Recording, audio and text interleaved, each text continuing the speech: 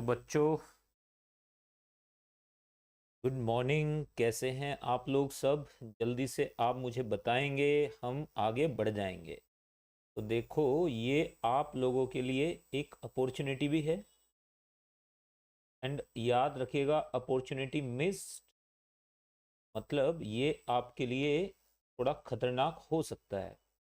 तो प्लीज़ आप सारे के सारे बच्चे जो भी ज्वाइन कर चुके हैं, जरा एक बार हाय हेलो हो जाए। आज एक नया चैप्टर स्टार्ट कर रहे हैं, तो अब आप फ्रॉम द बिगिनिंग आप एक चीज पढ़ पाएंगे जिसका नाम है केमिकल काइनेटिक्स। आप देख सकते हैं अभी लेक्चर 1 हम स्टार्ट करने वाले हैं। तो we are going to start lecture 1। ऐसे ही हम लेक्चर 2, 3, 4, 5 सारे करेंगे। अभी बीच में हालांकि थोड़ा फेस्टिव वो भी रहेगा, लेकिन कोई बात नहीं है। चलो, we will try to achieve our goal. कि कितनी शिद्दत के साथ हम गोल को अचीव कर सकते हैं देखेंगे। तो जल्दी से आगे बढ़ जाइएगा, क्योंकि आगे वीकेंड लंबा आने वाला है भाई। फ्राइडे आपका, सैटरडे आपका छुट्टी है, संडे आपकी छुट्टी रहने वाली है, मंडे रक्षाबंधन है, छुट्टी है, तो 3 दिन वो, और एक आपका थर्सडे यानी परसों छुट्टी है। यानी आपकी काफी सारी अच्छी खासी छुट्टियां आने वाली हैं बीच में। तो प्रैक्टिस के लिए आपके पास सफिशिएंट मसाला होना जरूरी है।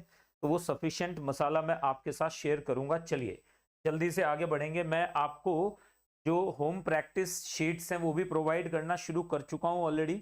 तो आप में से जिसने ज्वाइन किया है, तो असगर ने ज्वाइन कर लिया है, वंदना ने ज्वाइन किया है, दीक्षा डांडा ने ज्वाइन किया है। Diksha, Asgar, hello, how are you? Diksha good morning बेटा। Vandana very good morning. इसके अलावा दक्ष पटेल, पटेल साहब गुड मॉर्निंग। गुजराती में केम छो, केम छो। तो चलिए गुजराती में आपसे पूछ लेते हैं जरा एक बार, और कौन कौन है? असगर अली के साथ साथ अक्षत शर्मा भी आ चुके हैं। तो अक्षत कल गायब थे आप, अक्षत कल कहाँ थे आप? तो गुड मॉर्निंग। चलिए शुरू करेंगे। आज हम लोग बात करेंगे केमिकल काइनेटिक्स के बारे में। तो we are going to talk about chemical kinetics today. तो केमिकल काइनेटिक्स क्या है, केमिकल काइनेटिक्स को अपन कैसे पढ़ेंगे, तो ये सारी चीजें अभी आज के इस सेशन में होने वाली हैं। चलो, तो यहां से देखिएगा जरा एक बार, जल्दी जल्दी जल्दी से। यहां पर हमने बात की किसकी? केमिकल काइनेटिक्स में। केमिकल काइनेटिक्स का पूरा माइंड मैप एक ही स्लाइड के ऊपर आपके सामने है।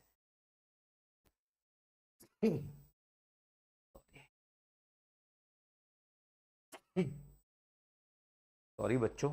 चलिए, तो ये स्नीजिंग कई बार ऐसे ही आती है। अक्षत, दक्ष, दक्ष जल्दी से। सर कुछ कनेक्टिविटी प्रॉब्लम थी बारिश की वजह से। हाँ, आजकल इट इज रेनिंग लाइक, है ना, बहुत बुरी तरह से बारिश हो रही है।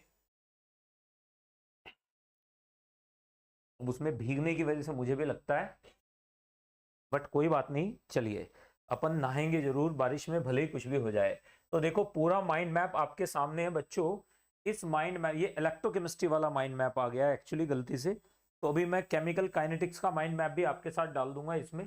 केमिकल काइनेटिक्स का माइंड मैप भी आपको देखने को मिलेगा। तो केमिकल काइनेटिक्स होता क्या है?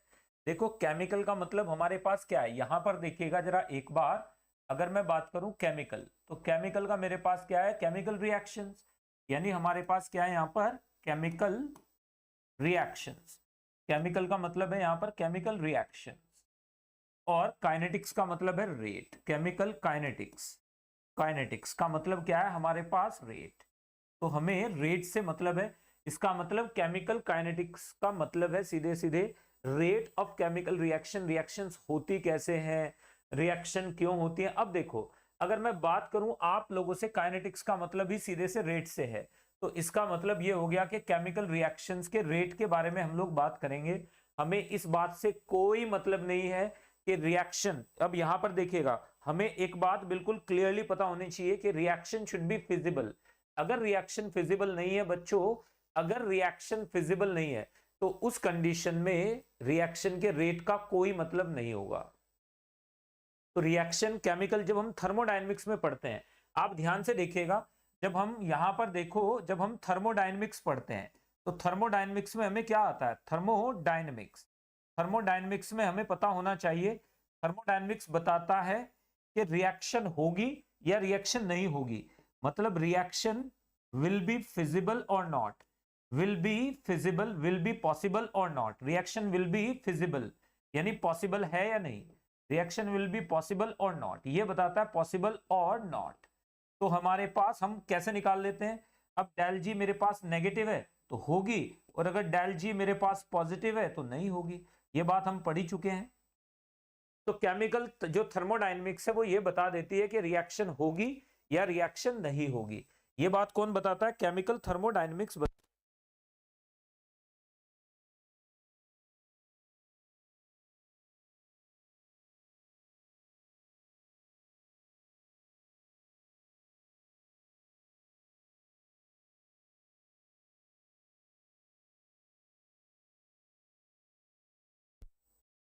अब प्रॉब्लम ये आती है, थर्मोडायनेमिक्स ये तो बता देती है कि कोई केमिकल रिएक्शन होगी या नहीं होगी। अब हमारे पास काइनेटिक्स क्या बताता है, केमिकल काइनेटिक्स क्या बताता है, हमारे पास केमिकल काइनेटिक्स बताता है, केमिकल काइनेटिक्स बताता है कि काइनेटिक्स बताता है what will be the rate of the reaction, what will be the rate of the reaction, the rate of the reaction of the reaction, ये बताता है कि रिएक्शन का रेट क्या होगा। तो आप ध्यान से देखिएगा, ये बताता है कि केमिकल रिएक्शन होगी या नहीं होगी, ये बताता है कि केमिकल रिएक्शन का रेट क्या होगा। अब देखो इसमें बड़ा बड़ा अच्छा सा एक एग्जांपल आपको मैं देता हूं। जैसे आप ध्यान से देखेंगे हमारे पास क्या है, हमारे पास कार्बन, कार्बन क्या है हमारे पास, ग्रेफाइट है, हमारे पास कार्बन क्या है, ग्रेफाइट है। इसे डायमंड में हमने कन्वर्ट किया, कार्बन को किस में कन्वर्ट किया, डायमंड में कन्वर्ट किया। हमें पता चला इस रिएक्शन के लिए डेल जी नेगेटिव है, मतलब ये प्रोसेस क्या है, फिजिबल है, ये प्रोसेस फिजिबल है। इसका मतलब आप ग्रेफाइट को यानी कोल को आप डायमंड में कन्वर्ट कर सकते हो। यही बात अक्षत शर्मा को पता चल गई, अक्षत शर्मा को यह बात पता चल गई, असगर अली को यह बात पता चल गई। दीक्षा डांडा ने इमीडिएटली क्या किया, दीक्षा ने इमीडिएटली क्या किया, 10 से 15 किलो कोयला खरीद के लाई, और लाने के बाद क्या किया दीक्षा ने, उसे डायमंड में कन्वर्ट करने की कोशिश कर दी। क्योंकि अगर एक बार 15 किलो कोयला अगर आपने ग्रेफाइट को आपने डायमंड में कन्वर्ट कर लिया तो लाइफ बल्ले बल्ले, उसके बाद तो कोई टेंशन ही नहीं है। उसके बाद डॉक्टर बन के क्या करोगे, जितना डॉक्टर 7 जन्म में कमाएगा उतने का तो डायमंड ही आपके पास होगा। 15 किलो डायमंड अगर आपके पास है अच्छी ग्रेड का, तो हमारे पास क्या हो जाएगा उस कंडीशन में, तो आप लोगों के लिए तो बड़ी मजेदार बात हो गई। आप 15 किलो ग्रेफाइट लाए खरीद के, उसे डायमंड में कन्वर्ट कर लिया, असगर ने, निश ने, सबने कन्वर्ट कर लिया, मामला सेट हो गया, कोई टेंशन ही नहीं है। अब पंगा ये है कि खुश हो गए कि भाई अब मैंने घर वालों को सबको ऐलान कर दिया कि भाई मैं तो अब नीट की तैयारी नहीं करूंगी, मैं अब नीट की तैयारी, अक्षत ने भी बोला नहीं करूंगा, दक्ष ने बोला मी गुजराती छो, तो मैं तो अब डायमंड सूरत में सबसे बड़ा डायमंड का कारोबार मेरा ही होगा। अब ये बात बोल दी घर वालों से कॉन्फिडेंस में, लेकिन केमिकल काइनेटिक्स चेक करना भूल गया दक्ष, है ना। दीक्षा ने केमिकल काइनेटिक्स चेक नहीं किया। थर्मोडायनेमिक्स ये तो बता देती है कि रिएक्शन होगी, लेकिन ये नहीं बताती है किस रेट से होगी। अब यहां पर देखो केमिकल काइनेटिक्स क्या बता रहा है कि जब आप ग्रेफाइट को किस में कन्वर्ट करोगे, डायमंड में कन्वर्ट करोगे, तो याद रखिएगा एक मोल को कन्वर्ट करने के लिए 10⁻14 ईयर्स चाहिए कम से कम, ठीक है ना। और वो भी कितने पे, हाई टेम्परेचर हाई प्रेशर पे, प्रेशर बहुत ज्यादा होना चाहिए, कम से कम कितना 700 किलो बार का प्रेशर आपका होना चाहिए। इतने बार के प्रेशर के बाद आप इसको कन्वर्ट करने के लिए इतने साल चाहिए, तो ये तो मामला फंस गया। आप शुरू करेंगे तो पता चला किसने शुरू किया था, दक्ष ने शुरू किया था। दक्ष की आने वाली जनरेशंस की जनरेशंस की जनरेशंस की जनरेशंस भी दक्ष को बोल रहे हैं कि ये क्या शुरू करके गया था, ये खत्म ही क्यों नहीं हो रही है रिएक्शन, ये तो फंस गया मामला। क्योंकि यहां पर रेट क्या है, यहां पर देखो रेट क्या है हमारे पास, रिएक्शन तो पॉसिबल है बट रेट क्या है बच्चों, वेरी वेरी स्लो, यानी ये रिएक्शन प्रैक्टिकली पॉसिबल नहीं है। थर्मोडायनेमिकली तो ये रिएक्शन पॉसिबल थी, तो थर्मोडायनेमिक्स के चक्कर में फंस गए। थर्मोडायनेमिक्स के चक्कर में कई सारे लोग फंस गए, उन्होंने रेट चेक नहीं किया। तो इसका मतलब एक चीज को चेक करके कभी भी कोई डिसीजन नहीं लेना चाहिए। तो यहां पर देखो जरा एक बार, थर्मोडायनेमिक्स बताती है कि रेट की रिएक्शन होगी या नहीं होगी, केमिकल काइनेटिक्स ये नहीं बताता कि रिएक्शन होगी या नहीं होगी, वो बताता है अगर रिएक्शन हो रही है तो किस रेट से हो रही है। तो ये रेट बताता है। यहां पर we are concerned with the rate, यहां पर we are concerned with the energy changes, यानी रिएक्शन होगी या नहीं होगी, फिजिबिलिटी से हमें मतलब है। तो ये आप दोनों समझ गए ना। तो इसी बिहाफ पे केमिकल काइनेटिक्स में हमारे पास, जब हम केमिकल रिएक्शंस की बात करते हैं, जब हम किसकी बात करते हैं, केमिकल रिएक्शंस की बात करते हैं, केमिकल रिएक्शंस की हम लोग बात करते हैं, तो हमारे पास केमिकल रिएक्शंस कई टाइप की आ जाती हैं। सबसे पहले केमिकल रिएक्शंस की अगर हमने बात की तो हमारे पास क्या आ जाती हैं, हमारे पास आ जाती हैं वेरी स्लो रिएक्शंस, बहुत स्लो रिएक्शन आ जाती हैं, वेरी स्लो रिएक्शंस आ जाती हैं, वेरी स्लो रिएक्शन जिनका रेट क्या होता है, टेंडिंग टू जीरो। यानी ये रिएक्शन इनके लिए डेल जी नेगेटिव तो है, लेकिन ये बहुत स्लो रिएक्शन है, यानी फिजिबल तो है लेकिन इतनी स्लो है, जैसे कि कार्बन का डायमंड में कन्वर्ट होना, जैसे कि रस्टिंग ऑफ आयरन। आप एग्जांपल ले लें, जैसे हमारे पास क्या हो जाएगा, जैसे ग्रेफाइट का किस में कन्वर्ट होना, डायमंड में कन्वर्ट होना। जैसे हमारे पास दूसरा एग्जांपल अगर मैं आपको दूं, आयरन का किस में कन्वर्ट होना, Fe2O3 में, एयर के अंदर, एयर के अंदर Fe2O3.XH2O में कन्वर्ट होना। ये क्या है, बहुत स्लो रिएक्शंस हैं। अब दूसरी हमारे पास क्या आ जाती हैं, दूसरी हमारे पास आ जाती हैं वेरी फास्ट रिएक्शन, यानी वो रिएक्शंस हैं वेरी फास्ट रिएक्शंस, यानी जो पलक झपकते ही हो जाएंगे, जिनके लिए डेल जी क्या है, much much much much negative. तो ये रिएक्शंस बहुत ज्यादा फास्ट हैं। तो यहां पर हाँ हाँ, अरे इसका मतलब प्रैक्टिकली पॉसिबल नहीं है ना, जिस टेम्परेचर प्रेशर को आप लेकर चल सकते हो, ठीक है ना। तो यहां पर देखिएगा, ये जो हमारे पास है बच्चे, ये जो मैंने बोला है ध्यान से देखिएगा, ये जो मैंने बोला है यूनिवर्स में, ध्यान से देखिएगा, अगर आप कितने पे करते हो, अगर आप करते हो यहां पर कितने पे कर रहे हो आप लोग, 25 डिग्री सेल्सियस, और साथ में लगभग लगभग 600 बार प्रेशर पे कर रहे हो, तो ये रेट है। अब इस रेट को बढ़ाया जा सकता है ना। जो डायमंड बनता है यूनिवर्स के अंदर, वो कितने बार पे बनता है, वो बनता है 600 मिलियन बार पे। तो समझ गए ना, रेट क्या हो जाएगा इसका, 600 मिलियन टाइम्स हो जाएगा। तो इसका मतलब यूनिवर्स में जो डायमंड बना है वो एक दिन में नहीं बनता है। उस डायमंड को बनाने के लिए जो आर्टिफिशियल डायमंड भी है, उस पर क्या करते हैं, वो पीएसआई यानी बहुत ज्यादा प्रेशर लगा देते हैं। प्रेशर बढ़ाओगे तो रेट बढ़ जाएगा।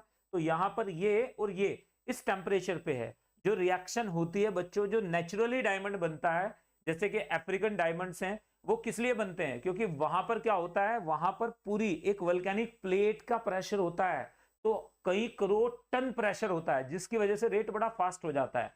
तो डायमंड, और ऊपर से टेम्परेचर कितना होता है, कई हजार डिग्री सेल्सियस होता है।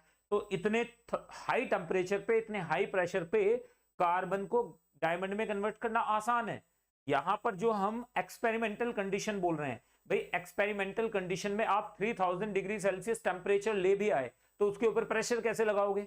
आप समझ रहे हैं ना मेरी प्रॉब्लम।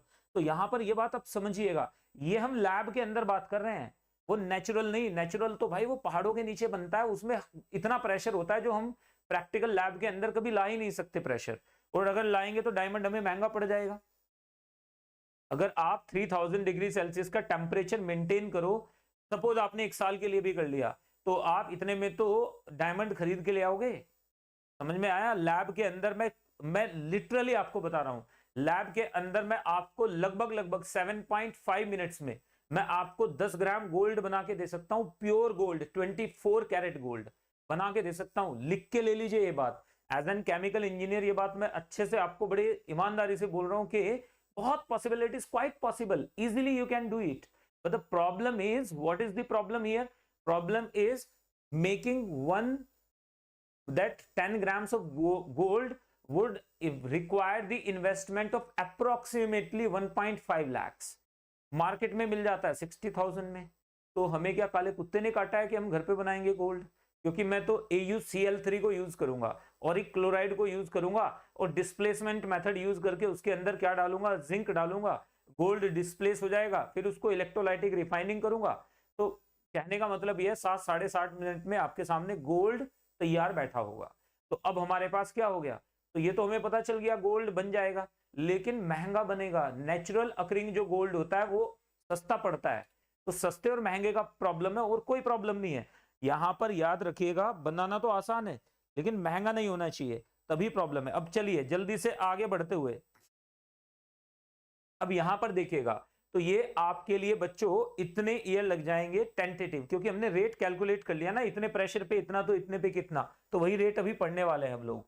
तो यहां पर देखिएगा अब हमारे पास यूनिवर्स का तो मुझे भी मालूम है कि कितने साल का है, ये तो ऑब्वियस सी बात है, पढ़े लिखे हैं हम लोग सब, उतना हम सबको मालूम है। Very fast reactions, very fast reaction में देखो बच्चों, वेरी फास्ट रिएक्शन में हमारे पास AgNO3 है, हमने उसके अंदर डाल दिया NaCl, आप देखो 1 सेकंड के अंदर आपने यहां पर देखिएगा इमीडिएटली क्या होगा, फास्ट एकदम से AgCl का प्रेसिपिटेट कितने में 10⁻⁻2 सेकंड में रिएक्शन हो जाएगी। आगे आ जाइए, NaN3 आप जानते हो सोडियम अजाइड, जैसे ही हीट किया एकदम से बन जाता है सोडियम प्लस N2, ये रिएक्शन कितने में हो जाती है 10⁻⁻4 सेकंड में हो जाती है। तो आप देखो ये रिएक्शंस, ये इसलिए एयर बैग में यूज किया जाता है। किसमें यूज करते हैं इसे, एयर बैग में यूज करते हैं। किसमें यूज करते हैं, एयर बैग्स में यूज करते हैं। एयर बैग में सोडियम अजाइड को यूज कर लेते हैं, तो अगर एक्सीडेंट होता है तो आपका मुंह स्टीयरिंग तक पहुंचेगा लगभग कितने में, लगभग 10⁻, मान लिया -1 सेकंड में, -2 सेकंड में एयर बैग खुल जाएगा, 10⁻⁻4 सेकंड में, ट्वाइस फास्टर। तो इसका मतलब जब तक इनर्शिया की वजह से आपका हेड हिट करेगा या चेस्ट हिट करेगी, उससे पहले एयर बैग खुल चुका होगा, तो कुशन का काम करेगा। जितने टाइम में आप हटेंगे उससे पहले वो डिफ्लेट कर जाता है। तो इन्फ्लेशन और डिफ्लेशन दोनों बहुत फास्ट होता है। तो ये बात आप देख लीजिएगा जरा एक बार, इजी है बिल्कुल। तो इन रिएक्शंस का रेट, इन रिएक्शन का रेट क्या है, इनसिग्निफिकेंट है, इसे आप पढ़ेंगे नहीं। These can not be studied, और ये भी स्टडी नहीं कर सकते आप। तो अब हमारे पास क्या बचता है, अब हमारे पास बचता है moderate reactions. Moderate reaction, moderate reaction जैसे 2H2O2 changing into 2H2O plus O2, ठीक है ना। ये रिएक्शन अगर आप देखोगे और भी बहुत सारी रिएक्शंस हैं, जैसे H2 प्लस Cl2 मिलके क्या बना दिया 2HCl, ये क्या है ये। तो अब आप ध्यान से देखेंगे तो आपको समझ में आएगा कि केमिकल काइनेटिक्स में आप बहुत स्लो रिएक्शन को भी नहीं पढ़ सकते हैं, बहुत फास्ट रिएक्शन को भी नहीं पढ़ सकते हैं, आप सिर्फ मॉडरेट रिएक्शंस को पढ़ सकते हैं, जो ना तो बहुत स्लो है टाइम वेस्ट ना हो जाए, ना बहुत फास्ट है कि इंस्ट्रूमेंट्स उन्हें गेज ही ना कर पाए। तो ये रिएक्शंस केमिकल काइनेटिक्स यहां पर बच्चों अगर मैं बात करूं, केमिकल काइनेटिक्स यहां पर नहीं लगता है, यहां पर केमिकल काइनेटिक्स नहीं लगता है, यहां पर केमिकल काइनेटिक्स लगेगा। तो जब भी हम केमिकल काइनेटिक्स की बात करेंगे तो we will talk about chemical kinetics in these reactions. Am I clear about it? यानी जब भी हम केमिकल काइनेटिक्स पढ़ रहे हैं तो वो मॉडरेट रिएक्शंस में पढ़ेंगे, जहां पे डेल जी नेगेटिव तो होगा, लेकिन रिएक्शन क्या होगी, एक सफिशिएंट अमाउंट ऑफ टाइम में, यानी फाइनाइट टाइम में ये कंप्लीट हो जा रही है। रिएक्शन बहुत स्लो भी नहीं है, बहुत फास्ट भी नहीं है, मॉडरेट रिएक्शंस है। तो इन रिएक्शन के रेट को पढ़ने के लिए हम केमिकल काइनेटिक्स को यूज करते हैं, मजा आएगा इसमें। तो केमिकल काइनेटिक्स की सारी सेगमेंट्स को अब हम पढ़ना शुरू करते हैं। सबसे पहले हम लोग बात करेंगे rate of a chemical reaction. किसी भी केमिकल रिएक्शन का एक्चुअल में, आप देख रहे हो ये रिएक्शन चल रही है, T1 से लेकर T2 तक जा रही है ये रिएक्शन, आप यहां पर अगर देख पा रहे हो तो देखो ये रिएक्शन, ये घड़ी लगातार चले जा रही है। ये रिएक्शन क्या हो रही है, हमने टाइम मेजर करना शुरू कर दिया इस रिएक्शन में कि A B में कैसे कन्वर्ट हो रहा है। देखो A किस में कन्वर्ट हो रहा है, B में, तो कैसे कन्वर्ट हो रहा है, धीरे धीरे धीरे धीरे A आपस में टक्कर मार रहे हैं और B में कन्वर्ट हो रहे हैं। कैन यू सी इट बच्चों, एक बार ध्यान से देखो, A B में कन्वर्ट होता जा रहा है, शुरुआत में सिर्फ A है। तो अब हमारे पास आ जाता है what is rate of a chemical reaction. तो केमिकल रिएक्शन का जब एक रिएक्टेंट एक प्रोडक्ट में कन्वर्ट होता है तो रेट क्या चीज होती है, यही पे बात कर लेते हैं। The rate of a chemical reaction, rate of reactions is defined as the change in concentration of any of the reactant और product, any of the reactant और प्रोडक्ट पर यूनिट टाइम। यानी किसी भी रिएक्टेंट का या किसी भी product का एक यूनिट टाइम में जितना क्या होता है, कॉन्सेंट्रेशन चेंज होती है, यानी change in concentration per unit time for reactant और product is called rate of reaction. तो एक बार फिर से देख लीजिए, रेट ऑफ रिएक्शन क्या होता है, reaction, rate of reaction is defined as the change in concentration of any of the reactant और प्रोडक्ट्स पर यूनिट टाइम। यहां से क्या आ जाता है हमारे पास, rate of reaction is equal to change in concentration upon time taken. Rate of reaction क्या आ जाएगा, change in concentration upon time taken, ये आ गया हमारे पास रेट ऑफ रिएक्शन। अब देखो जब हम रेट ऑफ रिएक्शन की बात कर रहे हैं तो हमारे पास बच्चे थोड़ा सा आगे का सोचना है हमने। तो हमारे पास क्या आ जाएगा, अगर मैं रेट की बात करूं, रेट ऑफ रिएक्शन की बात करूं, तो it will B change in concentration, मतलब क्या आ जाएगा हमारे पास, चेंज इन कॉन्सेंट्रेशन को पॉजिटिव लेना है, अपॉन टाइम टेकन मतलब क्या आ जाएगा, डेल टी आ जाएगा। ये आप अगर नजर आ रहा है आपको तो अच्छा है, याद रखिएगा ऑलवेज पॉजिटिव, ये हमेशा क्या रहेगा बच्चों, ऑलवेज पॉजिटिव, ये नेगेटिव नहीं हो सकता, ऑलवेज पॉजिटिव। तो हमें रेट को क्या रखना है, हमेशा पॉजिटिव रखना है, ऑलवेज पॉजिटिव। तो rate of the reaction will always be positive, it can not be negative, ये नेगेटिव नहीं हो सकता रेट ऑफ द रिएक्शन। तो यूनिट्स क्या आ जाएंगी इसकी, moles per litre time inverse. कैसे आ जाएंगे भाई, del C upon del T है, तो आप टाइम निकाल के देख लो, ऊपर क्या आ जाएंगे हमारे पास मोल पर लीटर, और नीचे क्या आ जाएगा टाइम, तो टाइम इनवर्स। टाइम को किसी में भी ले सकते हैं, सेकंड में ले सकते हैं, आवर्स में ले सकते हैं, मिनट्स में ले सकते हैं, डेज में ले सकते हैं, डिपेंडिंग अपॉन सिचुएशन। तो दिस इज कॉल्ड, इसे कहा जाता है rate of chemical reaction. Unit fixed है, याद रखिएगा ये यूनिट्स क्या है, फिक्स्ड, ये कभी चेंज नहीं होती हैं। ये यूनिट क्या है, फिक्स्ड यूनिट्स हैं, ये चेंज नहीं होती हैं। ये यूनिट्स क्या है, फिक्स्ड हैं, ये चेंज नहीं होती है। तो इजी पीजी लेमन स्क्वीजी। अब देखो rate of a chemical reaction की अगर मैं बात करूं, इससे पहले कि हम आगे बढ़ जाएं और बात करें किसी भी केमिकल रिएक्शन के रेट की, तो देखो जरा एक बार, सपोज मेरे पास एक एग्जांपल मैं आपको पहले दे रहा हूं और दूसरा एग्जांपल भी यहां पर देख लीजिएगा, और तीसरा एग्जांपल भी यहां पर आपको मिल सकता है। तो rate of a chemical reaction, अगर मेरे पास एक रिएक्शन हो रही है जिसका रेट क्या है, सपोज एक रिएक्शन है ए चेंजिंग इनटू बी, ठीक है ना, इसके कितने मोल है, 5 मोल है, इसके 0 at T equals to 0। Finally क्या हो गया हमारे पास, यहां से देखिएगा 5 माइनस, यहां पर 5 माइनस 3 हो गया, इसके 3 मोल्स बन गए at T is equal to T. तो हमारे पास रेट कितना आ जाएगा बच्चे, जल्दी से बताइए, रेट इज इक्वल टू आ जाएगा चेंज इन कॉन्सेंट्रेशन, कितना हुआ है चेंज इन कॉन्सेंट्रेशन, 3 हुआ है। कैसे आ जाएगा हमारे पास, आ जाएगा C final minus C initial upon, नीचे आ जाएगा T final minus T initial, इस पे मोड लगाने की जरूरत ही नहीं है। तो कितना हो जाएगा रेट, रेट आ जाएगा हमारे पास सी फाइनल मतलब 2 बची यहां पर, और सी इनिशियल मतलब 5, मोड ले लिया अपॉन, यहां पर टी फाइनल मेरे पास सपोज मैंने ले लिया 10 सेकेंड, कितना ले लिया 10 सेकेंड्स, तो यहाँ पे 10 सेकेंड कर दूंगा तो मेरे पास कितना आ जाएगा यहां से बच्चे, यहां से आ जाएगा 3/10 मोल्स पर लीटर पर second. This will be the answer. आप निकाल सकते हो रेट। अगर हमें एक ऐसी रिएक्शन दी गई है, प्लीज नोट कीजिएगा, अगर हमारे पास एक ऐसी रिएक्शन है कि 2A चेंजिंग इनटू 3B है, तो rate of reaction, rate of reaction क्या आ जाएगा, 2A चेंजिंग इनटू 3B है। तो देखो जिस रेट से A खर्च होगा उसके 3 गुना, उसके क्या हो जाएगा 3/2 रेट से 1.5 गुना रेट से B बढ़ेगा।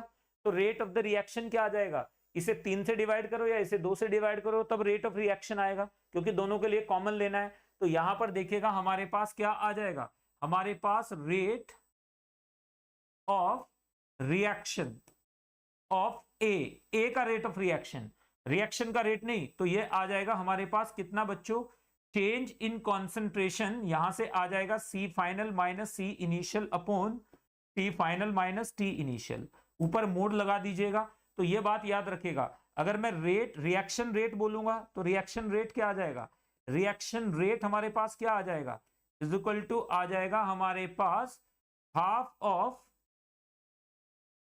रेट ऑफ ए, यानी ए के रेट से हाफ आ जाएगा, रेट रिएक्शन का रेट ए के रेट से आधा हो जाएगा। तो ये बात आप ध्यान से देख सकते हो। एक एग्जांपल ले लेते हैं, जैसे हमारे पास क्या है 2NH3 चेंजिंग इनटू किसमें 3N2, 2 यहां पे क्या आ जाएगा N2 प्लस 3H2, इसमें आपको रिएक्शन रेट लेना है।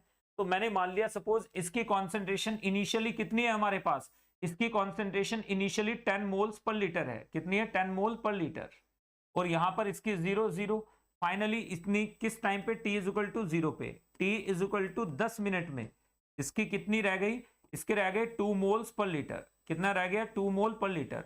तो रेट कितना आ जाएगा, रेट ऑफ द रिएक्शन कितना आ जाएगा हमारे पास, एक तो 1/2 हो जाएगा, ये 2 है यहाँ पर, इंटू कितना हो जाएगा हमारे पास 10 माइनस 2 यानी 8 अपॉन नीचे कितना आ जाएगा 10, तो यहां से आ जाएगा 4/10 that is 0.4 moles per litre, moles per litre minute inverse. बताओ जरा एक बार कितने बच्चों को ये बात क्लियरली समझ में आ गई कि रेट को हम कैसे लेकर चलेंगे, अभी और डिटेल में कराऊंगा आपको मैं, तो एक बार जल्दी से कमेंट सेक्शन में बताएंगे एवरीवन, कमेंट सेक्शन में जल्दी से मुझे बताएं।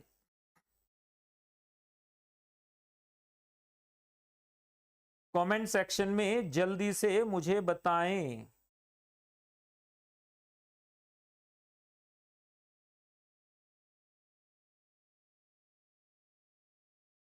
कि रेट क्या हो जाएगा, कमेंट सेक्शन में मुझे जल्दी से बताएं everyone everyone everyone. Yes, rate of reaction comment section में इजी है बिल्कुल, अभी तक की बातें बिल्कुल क्लियर है, यानी कोएफिशिएंट से डिवाइड करना होता है ये। ओके सर, समझ में आ गया। तो यहां से निश, असगर अली, वंदना गुप्ता, आप बताएंगे दीक्षा डांडा, दक्ष पटेल, आप सभी लोग बताएंगे असगर अली, निश। हेलो बेटा, जल्दी से बोलिए, बातें क्लियर हैं। अभी देखो वन बाय वन लेकर चलते हैं कि रेट हमारे पास वन बाय वन हम लेकर चल रहे हैं। अब देखो जो हमारे पास रेट ऑफ द रिएक्शन होता है ये दो तरह का होता है। अब ये रेट ऑफ द रिएक्शन क्या है, दो तरह का होता है। अब हमें कैसे पता चलेगा रेट ऑफ रिएक्शन दो तरह का होता है? अब आप ऐसे समझिए कि एक मैडम ने गाड़ी स्टार्ट की, ठीक है ना, आर्यन दुबे, हेलो बेटा, आप कल ही आए थे, आर्यन ने भी हेलो बोला है, तो थोड़ा लेट आए हैं, अब कोई बात नहीं है। तो आर्यन, रेट ऑफ रिएक्शन दो तरह का होता है, एक होता है एवरेज रेट और दूसरा होता है इंस्टेंटेनियस रेट। अब इन दोनों में जमीन आसमान का फर्क नहीं है, आप पकड़ के चलिएगा बात को जो मैं आपसे बोलना चाह रहा हूं। जो हमारे पास एवरेज रेट होता है वो तो total distance travelled upon total time taken आ जाएगा, और जो इंस्टेंटेनियस रेट होता है वो तो उस पर्टिकुलर इंस्टेंट पे रेट है, वो कम और ज्यादा हो सकता है। फॉर एग्जाम्पल, एक मैडम गाड़ी चलाने के लिए घर से निकली हैं, अब घर से गाड़ी चलाने के लिए निकली, रास्ते में पुलिस वालों ने पकड़ लिया, 20 किलोमीटर पहुंची थी, 1 घंटा लग गया। दिल्ली में ट्रैफिक, बेंगलोर में ट्रैफिक काफी ज्यादा रहता है, कोटा में तो खैर ट्रैफिक कम रहता है, तो कोटा में इश्यू नहीं आता है, लेकिन दिल्ली की बात कर लेते हैं। दिल्ली में क्या हुआ, निकले तो ट्रैफिक में फंस गए, 20 किलोमीटर चलने में 1 घंटा लग गया। तो मैडम को ऑफिस के लिए लेट हो रहा था, नोएडा पहुंचना था, तो अब ऑफिस के लिए लेट हो रहे थे तो 80-90 पे गाड़ी चलाई, पुलिस वालों ने पकड़ लिया, बोले मैडम आप ओवर स्पीडिंग कर रहे थे। मैडम ने बोला सर क्या बात कर रहे हो आप, मैंने कहा ओवर स्पीडिंग की है, आप एक बार चेक तो करो, ये देखिए जरा मेरी गाड़ी के मीटर में देखिए, मैं 8 बजे घर से निकले हूं 9 बजे तक, यानी 1 घंटे में मैंने सिर्फ 20 किलोमीटर गाड़ी चलाई है, मैंने स्पीड कहां चलाई है? तो पुलिस वाले बोले मैडम आपकी बात तो ठीक है, लेकिन आप बात कर रहे हो एवरेज स्पीड की, कि 1 घंटे में आप 20 किलोमीटर आए हैं, जिस टाइम पे आप हमारे इंटरसेप्टर यानी रडार में आए उस टाइम पे आपकी स्पीड 80 थी, जो कि इंस्टेंटेनियस स्पीड है, यानी उस मोमेंट पे आपकी स्पीड इतनी थी जो कि अलाउड नहीं है। तो आप तो सही हैं, लेकिन आप एवरेज स्पीड की बात कर रहे हैं, हम भी सही हैं, ये लीजिए 5,000 रुपए का चालान, क्योंकि हम सही हैं। समझ गए हो आप लोग? तो इंस्टेंटेनियस स्पीड में और एवरेज स्पीड में डिफरेंस समझ में आ गया। मैडम अपनी जगह सही है, क्योंकि उन्होंने 20 किलोमीटर 1 घंटे में ट्रेवल किया, तो 20 किलोमीटर एन आवर की स्पीड हुई इनकी।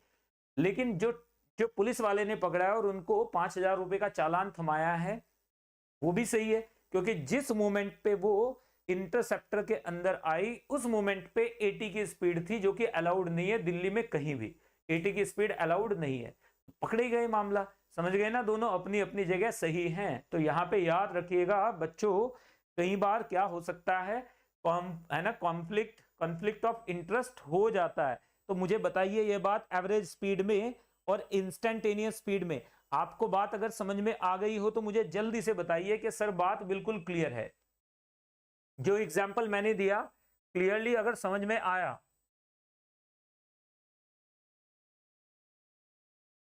तो आप मुझे बताएं कि सर एग्जाम्पल समझ में आ चुका है। नेक्स्ट की तरफ बढ़ जाते हैं। देखो एवरेज रेट क्या हो जाता है हमारे पास, ये यहां पर याद रखिएगा, in a given duration the total rate यानी average rate is calculated by total change in concentration upon total time taken. याद रखिएगा ये कितना आ जाएगा हमारे पास, total change in concentration, concentration में total change upon total time taken, total time taken. This is average rate. Average rate में क्या आ जाएगा, it will be total change in concentration upon total time taken, यानी del are reactant bye, और minus लगा लेंगे यहाँ पे। माइनस क्यों, क्योंकि रिएक्टेंट की कॉन्सेंट्रेशन घटेगी तो सी फाइनल माइनस सी इनिशियल क्या हो जाएगा, नेगेटिव हो जाएगा, तो इसलिए मोड लगाना पड़ेगा, माइनस आ जाएगा यहाँ पे। प्रोडक्ट की कॉन्सेंट्रेशन बढ़ती है, तो ये बात याद रखिएगा, रेट कभी भी नेगेटिव नहीं हो सकता यहाँ पे। तो डेसिलरेशन की बात नहीं कर रहे हैं हम लोग, यहाँ पे सीधे रेट की बात कर रहे हैं। तो आप बोलोगे एक्सेलरेशन का नेगेटिव हो जाता है, डिसेलरेशन वो अलग बात होती है।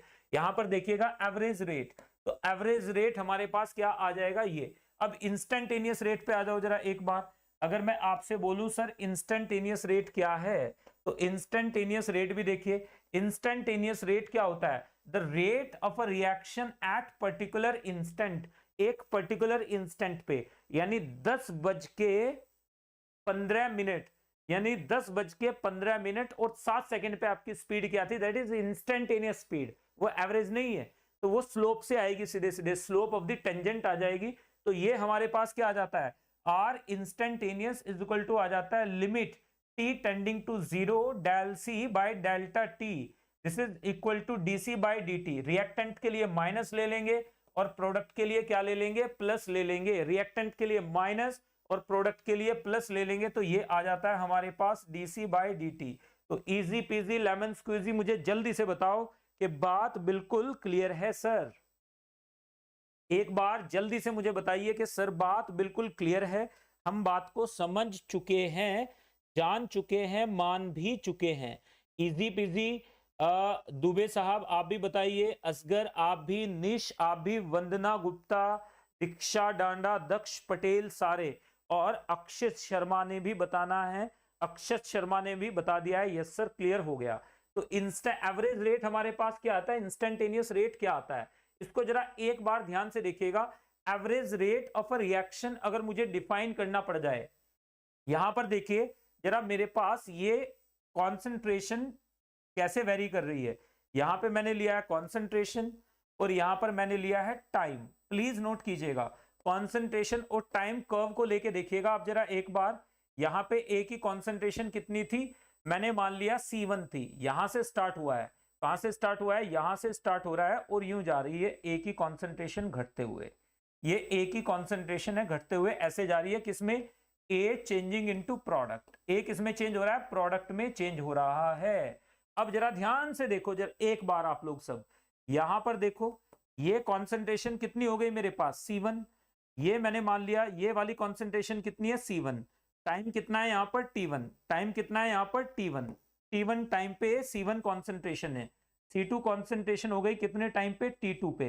तो मेरे पास इंस्टेंटेनियस जो मेरे पास एवरेज रेट आ जाएगा, यानी आर एवरेज जो मेरे पास आएगा, that will be equal to, यहां से यहां तक का जो इस एरिया में जो रेट आ रहा है वो क्या आ जाएगा, एवरेज रेट आ जाएगा। एरिया अंडर द कर्व नहीं है ये, तो यहां से हमारे पास कितना आ जाएगा, ये आ जाएगा माइनस, यहां से minus del C upon del T, ये आ जाएगा हमारे पास।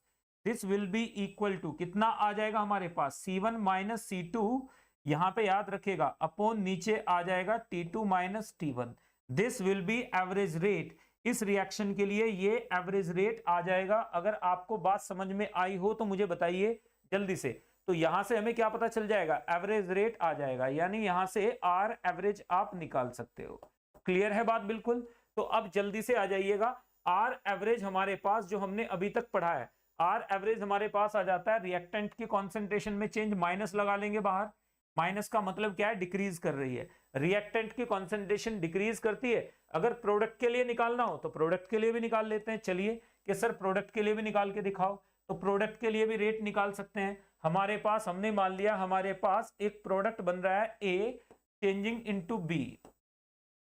तो प्रोडक्ट कैसे बन रहा है हमारे पास, सपोज हमारे पास प्रोडक्ट ऐसे बन रहा है, तो यहां पर देखो ये बी की कॉन्सेंट्रेशन है, ये बी की कॉन्सेंट्रेशन है, तो यहां पर क्या हो गया, यहां पर जब टाइम T1 था तो इसकी कॉन्सेंट्रेशन क्या थी C1 डैश, और जब टाइम T2 हुआ तो कॉन्सेंट्रेशन क्या हो गई C2 डैश। तो हमारे पास रेट एवरेज क्या हो जाएगा बच्चे, एवरेज रेट आ जाएगा हमारे पास T2 dash minus C1 dash upon T2 minus T1। सीधे से ये आ गया हमारे पास एवरेज रेट। यानी एवरेज रेट आप किसी की टर्म्स में भी निकाल सकते हैं, प्रोडक्ट की टर्म में भी निकाल सकते हो, रिएक्टेंट की टर्म में भी आप निकाल सकते हो। यहां पर क्या लिया है हमने, कॉन्सेंट्रेशन ली है, और यहां पर हमने क्या लिया है, टाइम लिया है। यहां पर क्या लिया है, टाइम लिया है। तो मुझे बताओ जरा एक बार जल्दी से, निश बात बिल्कुल क्लियर है? असगर अली, आपको अगर बात समझ में नहीं आई हो तो मुझे सूचित करेंगे कि सर बात समझ में नहीं आई है। प्लीज जरा एक बार बताइए फटाफट से कि सर बात बिल्कुल क्लियर है, we have understood this. Ji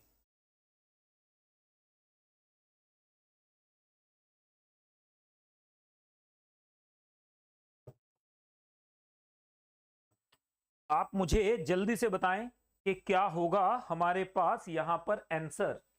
easy PG, questions practice is the key. याद रखिएगा फिजिकल केमिस्ट्री में क्वेश्चन प्रैक्टिस ही आपके लिए सबसे ज्यादा जरूरी है।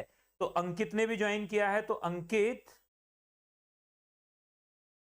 अंकित ने भी ज्वाइन किया है। Hello, yes.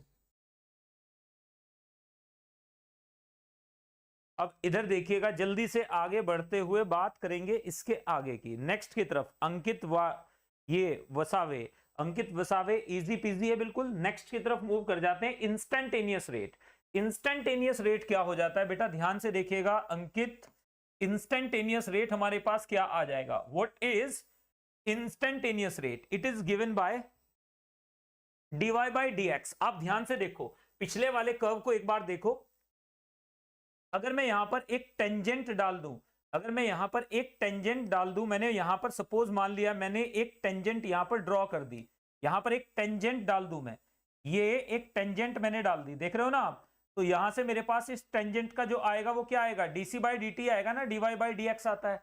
तो दिस इज इंस्टेंटेनियस रेट, इसे इंस्टेंटेनियस रेट बोलेंगे, क्योंकि किसी एक पर्टिकुलर कर्व पे आपको ये क्लियरली नजर आ रहा है, किसी एक पर्टिकुलर कर्व पे जो टेंजेंट है, that tangent has to be what?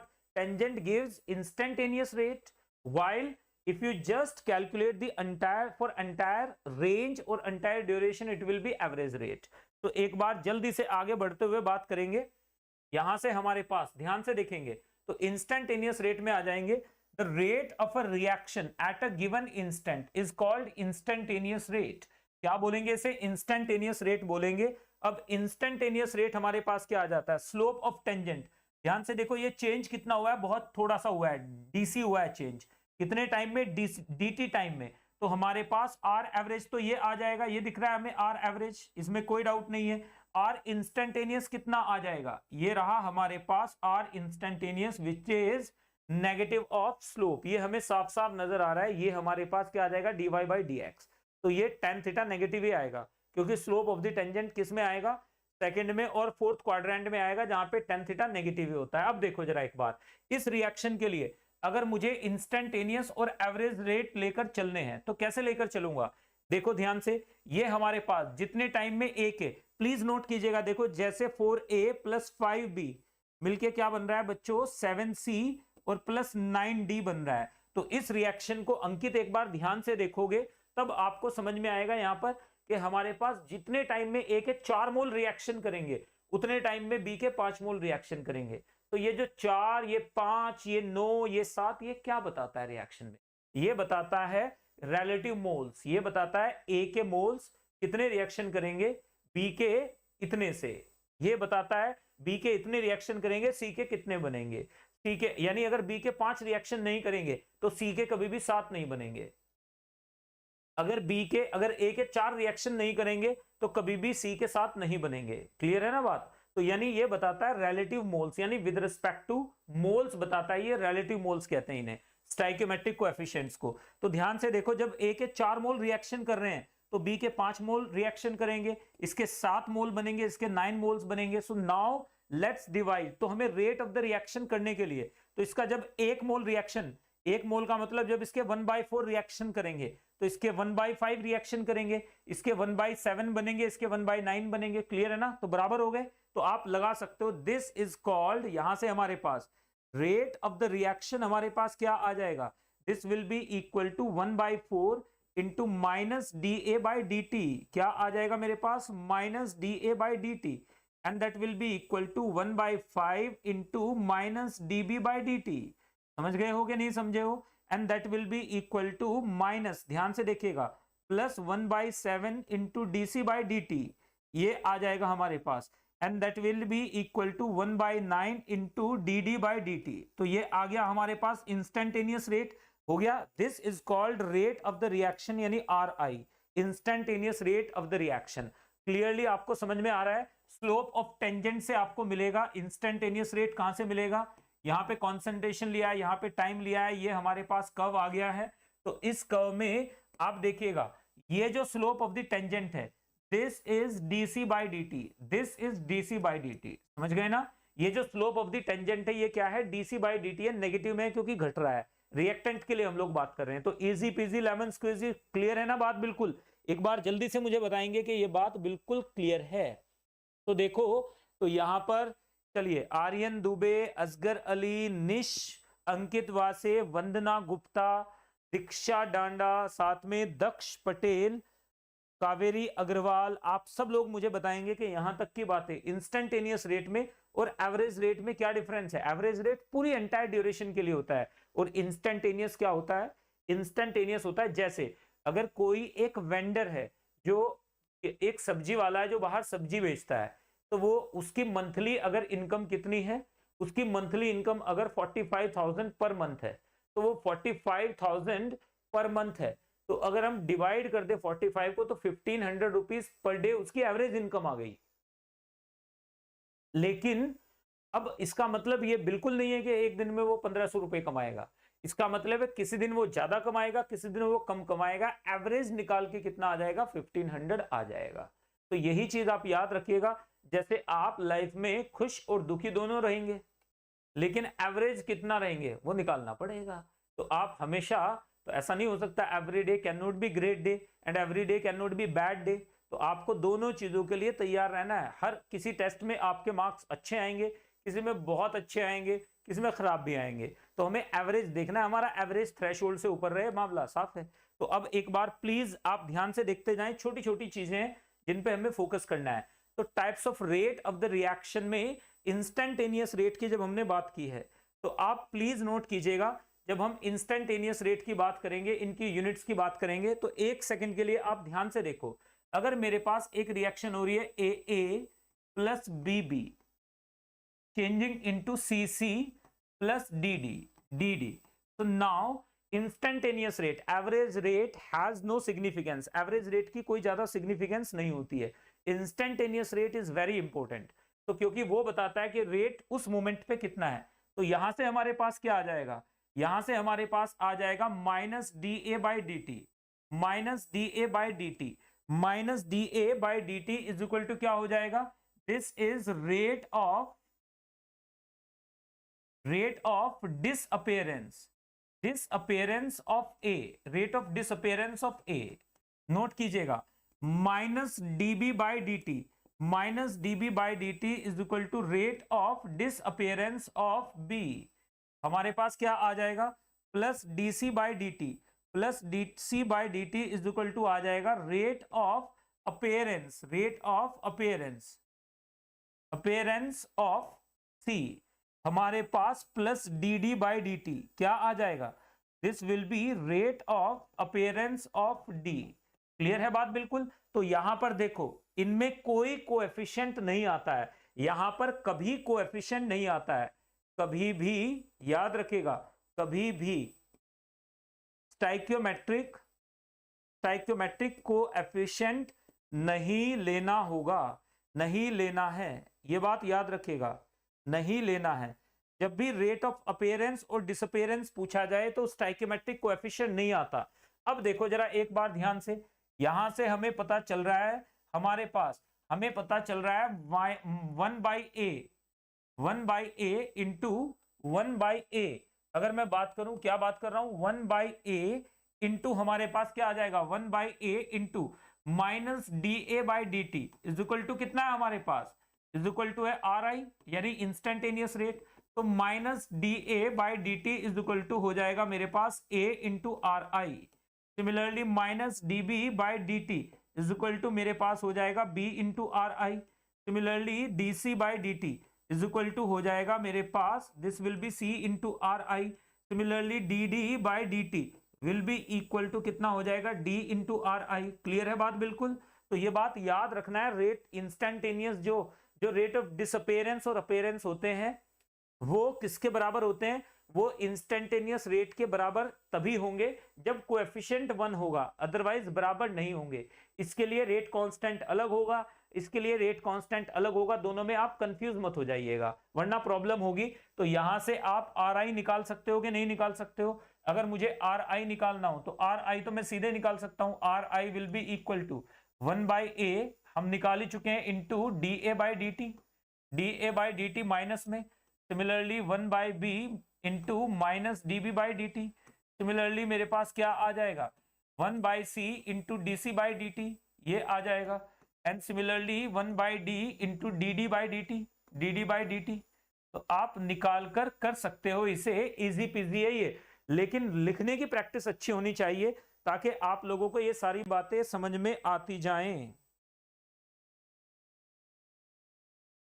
चलिएगा नेक्स्ट की तरफ मूव करते हुए जल्दी से आप मुझे बताएंगे यहां पर कि सर बातें बिल्कुल क्लियर हैं, हमें बात क्लियरली समझ में आ रही हैं। एवरीवन। तो यहां पर अगर कोई भी आप लोगों का डाउट है तो बच्चों जल्दी से बताइएगा कि डाउट हमारा क्या है। तो ये इजी पेजी लेमन स्क्वीजी वाला फंडा था सारा।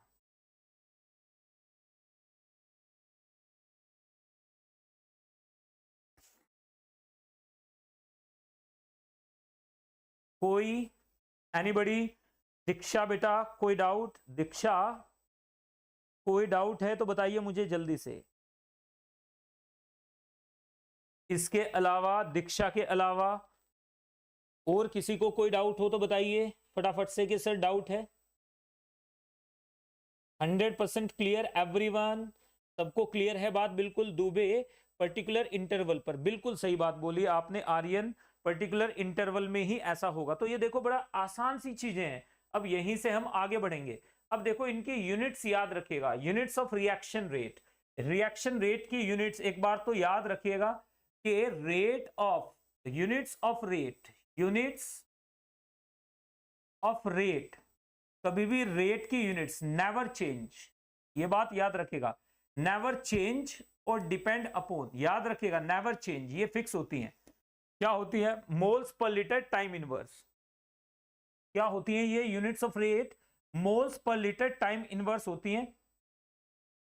Moles per litre second inverse, moles per litre minute inverse, तो ये चेंज नहीं होती हैं, ये चेंज नहीं होती हैं बच्चों। टाइम की यूनिट चेंज हो रही है लेकिन टाइम ये क्या हो जाएंगी, moles per litre never change, क्या हो जाएंगी हमारे पास, ये हो जाएंगी मोल पर लीटर टाइम इनवर्स। अब ये टाइम की यूनिट आप चेंज करो मत करो आपकी मर्जी है, तो ये कभी चेंज नहीं होंगी। इंस्टेंटेनियस रेट, एवरेज रेट मैं आपको लिख के दिखा चुका हूं, दूसरी बार भी आपको नजर आ रहा होगा इंस्टेंटेनियस रेट क्या होता है और एवरेज रेट क्या होता है। तो अब जरा एक बार जल्दी से अंकित बाबू आगे बढ़ेंगे, बात करेंगे इस रिएक्शन के लिए। देखो रिलेशन बिटवीन रेट्स, तो हमें दिख रहा है ये हमारे पास कम हो रही है, इसकी कॉन्सेंट्रेशन कम होगी। यहां पर देखो ये रिएक्टेंट है, इसकी कॉन्सेंट्रेशन इससे 3 गुना कम होगी। मतलब अगर इसके 10 ml खर्च होंगे तो इसके 30 ml खर्च होंगे, अगर इसके 10 मोल खर्च होंगे इसके 30 मोल खर्च होंगे, तो यानी 3 गुना रेट से खर्च होगा। अगर इसके 10 मॉलिक्यूल खर्च होंगे इसके 30 मॉलिक्यूल खर्च होंगे, इसके 20 मॉलिक्यूल बनेंगे। तो ये आप रेट को किसी भी फॉर्म में लिख सकते हैं। कॉन्सेंट्रेशन डायरेक्टली प्रोपोर्शनल टू क्या हो जाएगी, प्रेशर या वॉल्यूम, तो दोनों के साथ आप डायरेक्टली ले सकते हो। तो रेट ऑफ द रिएक्शन, यहां पे रिएक्शन ऑफ N2, N2 का रिएक्शन रेट देखो, N2 का रिएक्शन रेट हमारे पास क्या आ जाएगा, N2 का reaction rate minus dN2/dt, rate of disappearance of N2 आ गया। Rate of reaction of H2 is equal to minus dH2/dt, ये रेट ऑफ डिसअपेरेंस में कभी भी कोएफिशिएंट नहीं आता है। रेट ऑफ रिएक्शन ऑफ यानी formation of ammonia dNH3/dt, rate of reaction को जब इनके साथ कंबाइन करेंगे, जब इन तीनों के साथ रेट ऑफ रिएक्शन को कंबाइन करोगे तो क्या आ जाएगा हमारे पास, बराबर करना पड़ेगा। तो इसे किससे डिवाइड करें, इसे किससे डिवाइड करें, हाइड्रोजन के रेट को, कि इसके बराबर हो जाए। इसे किससे डिवाइड करें कि इन दोनों के बराबर हो जाए, क्योंकि रेट ऑफ द रिएक्शन तो सबके लिए सेम होगा ना। तो rate of the reaction belongs to reaction, वो रिएक्टेंट को बिलोंग नहीं करता है, वो प्रोडक्ट को बिलोंग नहीं करता है, वो सबके लिए कॉमन होता है। तो हमारे पास क्या आ जाएगा जरा बताइए, यहां से आ जाएगा minus dN2 by dt equals to आ जाएगा हमारे पास ये एंड ये। तो इजी पीजी है, लेमन स्क्वीजी है बिल्कुल। चलिए कुछ क्वेश्चंस करते हैं बच्चों रिएक्शन रेट के ऊपर। Let's solve few questions. तो चलो कुछ क्वेश्चन में आ जाइए जरा, एक बार आप मुझे बताएंगे। ये रहा आपके सामने आज का क्वेश्चन नंबर 1। क्वेश्चन नंबर 1 है, ये रहा आपके लिए पोल में पोल खोलेंगे आप लोग। तो जल्दी से पोल में पोल खोल के आप मुझे बताएंगे what will be the rate of the reaction, your time has begin. आपका वक्त स्टार्ट हो चुका है, आपका वक्त स्टार्ट हो चुका है। जल्दी से आप मुझे बताएंगे फटाफट से।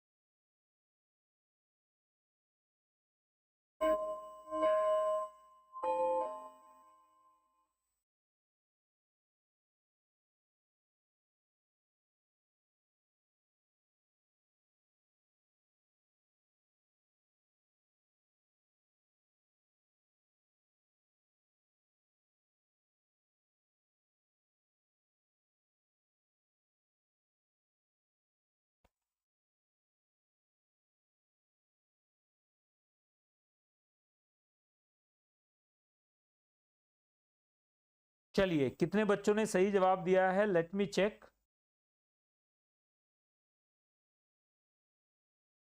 जल्दी से आगे बढ़ते हुए, अभी बच्चों आप लोगों को छोटे छोटे डाउट्स हैं, इनके आपने जवाब देने थे। देख लेते हैं किस किस का सही जवाब है। अभी तक किसने जवाब दिया है, अंकित, नो जवाब, अंकित ने कोई जवाब नहीं दिया है। अक्षत ने भी जवाब नहीं दिया है। तो कर सकते थे यार इसे, तो ये इट वाज इजी। अभी भी जवाब नहीं आया है। दीक्षा ने जवाब दिया है, सही है आपका जवाब। और जल्दी से सिर्फ दक्ष एक बार फिर से देखिएगा, अक्षत ने जवाब दिया है, अक्षत का जवाब भी सही ही है। कैसे आ जाएगा हमारे पास, हमारे पास आ जाएगा d minus dN2 by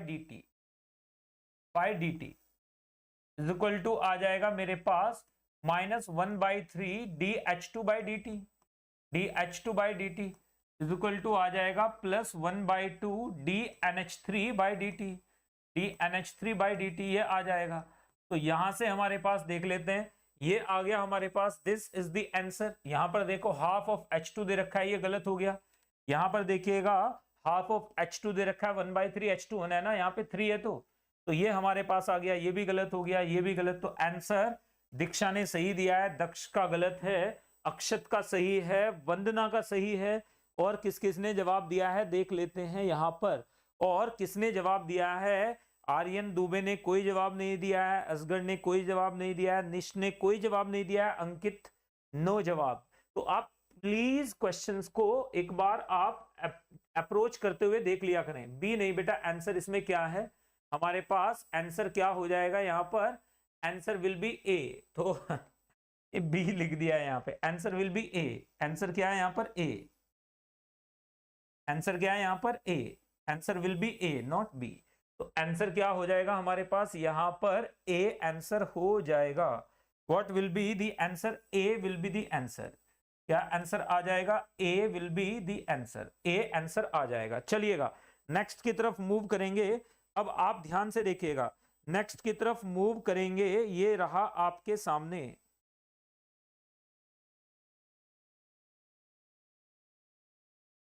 next की तरफ मूव करेंगे, ये रहा आपके सामने। नेक्स्ट क्वेश्चन की तरफ मैं एक बार मूव कर रहा हूं बच्चे। ये रहा आपके लिए एक और क्वेश्चन, ये थोड़ा बेटर क्वेश्चन है, तो थोड़ा सा टाइम मैं इस पे आपको ज्यादा दे रहा हूं, थोड़ा ईमानदारी से कीजिएगा इसे, थोड़ा सा ज्यादा टाइम है आपके पास। Your time begins now. ये रहा आपका टाइम। चलिए जल्दी से बताइएगा आंसर क्या हो जाएगा। योर टाइम बिगिंस नाउ, आपका वक्त स्टार्ट हो चुका है, फटाफट से करके बताना है। This is better.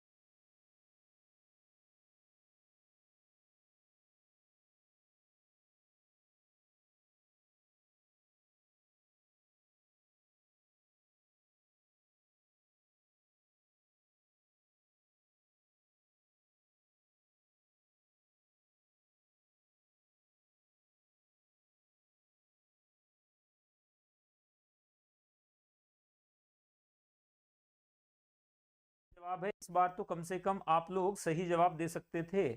कंपैरिजन वाला क्वेश्चन है ये, आप देखो जरा एक बार ध्यान से, कंपैरिजन वाला क्वेश्चन है ये। This is all about comparison. तो देखते हैं इसमें तो सभी ने अंश शंठ ही जवाब दिए हैं। तो अभी तक अक्षत का जवाब नहीं आया है, दीक्षा ने जवाब दिया है, लेकिन मुझे लग रहा है गलत ही होगा। तो चलिए वंदना आपका सही जवाब है इस बार, तो चलो अच्छी बात है। तो C should be the right answer. देख लेते हैं जरा सी ही आंसर है क्या। मुझे सी दिख रहा है, मतलब मैं I am not sure, but मुझे सी लग रहा है, सी इज द राइट आंसर। तो this is the right answer, ये आपके लिए बिल्कुल सही जवाब है। This is the right answer, ये आप लोगों के लिए बिल्कुल सही जवाब है। तो अब जरा एक बार जल्दी जल्दी में फटाफट से आगे बढ़ जाते हैं और बात करेंगे इसके आगे की। ये रहा आपके सामने, देखो ये हमारे पास क्या है, ये हमारे पास है 1.5 K1 is equal to 3 K2 is equal to K3 है। तो ये आपके सामने ये कैसे आया, आप इधर से देखोगे। अगर नहीं हुआ है सॉल्व तो मुझे बताइए जल्दी से कि सॉल्व नहीं हुआ है बच्चे। Aryan, try it once, Asgar, Nish. देखो अगर आप रेगुलर क्लासेस में, लाइव क्लासेस का फायदा तभी है जब आप रेगुलरली क्लासेस को अटेंड करो और रेस्पॉन्ड करो, आपके डाउट में यहाँ पर ले पाऊं, तभी तो लाइव क्लासेस आप लोगों के लिए फ्री रखी गई हैं। तो यहां पर देख लेते हैं ऑप्शन ए। तो option C is the correct answer. कैसे आ जाएगा ऑप्शन सी, इधर देखो यहां पर हमारे पास क्या है बच्चे, यहां पर DNH3/dt। तो हमारे पास आ जाएगा DNH3/dt इज इक्वल टू इतना है।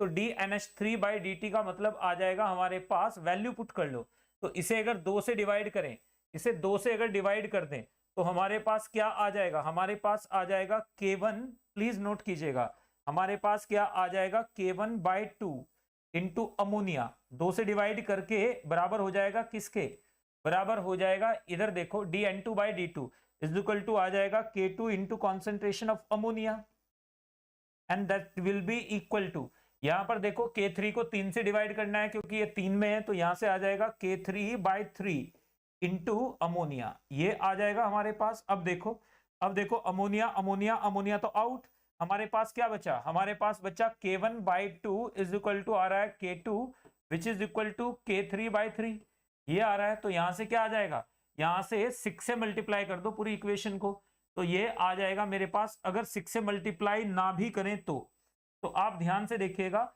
आप लोगों को क्लियरली नजर आ रहा है 3 से ही मल्टीप्लाई कर लो, तो आ जाएगा 3/2 K1 इज इक्वल टू आ जाएगा 3 K2 इक्वल्स टू K3, यहां से आ जाएगा 1.5 K1 इक्वल्स टू आ जाएगा 3 K2 and that will be equal to K3। तो इजी पीजी है, इतना टाइम आपको दिया था फिर भी आप आराम से इसे नहीं कर पाए। तो जरा एक बार मुझे बताइए, बात क्लियर है कि नहीं क्लियर है, कोई डाउट है इसमें तो वो भी बताएं कि सर डाउट है। अगर कोई डाउट है बच्चों तो वो भी बात करेंगे कि सर डाउट है, अगर कोई डाउट है तो वो भी बात करें कि सर डाउट है, उसको भी मैं कोशिश करूंगा कि आप लोगों को बताया जाए। तो फटाफट से आप मुझे एक बार बता दो कि यहां तक की बातें बिल्कुल क्लियर, एनी डाउट, किसी तरह का कोई डाउट है बच्चे तो प्लीज मुझे बताइए जल्दी से। तो easy peasy lemon squeezy clear है ना बिल्कुल, एक बार या तो क्लियर लिखो या डाउट लिखो। दीक्षा आपने गलत जवाब दिया था तो इसलिए क्लियर है या डाउट है, आप बताएंगे नहीं तो बात बनेगी नहीं, तो आपने बताना है क्लियर है या डाउट है।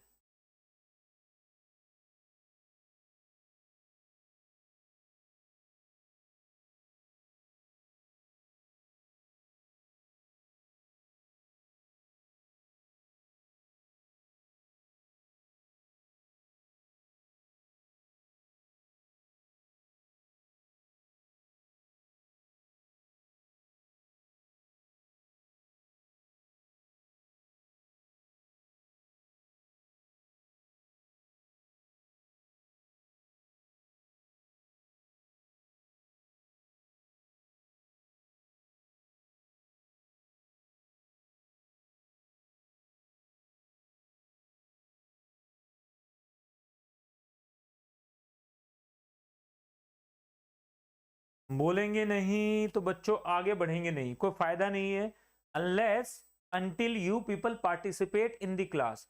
जब तक आप क्लास में पार्टिसिपेट नहीं करते हैं मजा नहीं आता है। चलिए नेक्स्ट की तरफ आ जाते हैं, देखो जरा एक बार 2HI changing into H2 plus I2, the concentration of HI decreases from 0.5 moles per liter to 0.4 moles per liter in 10 minutes.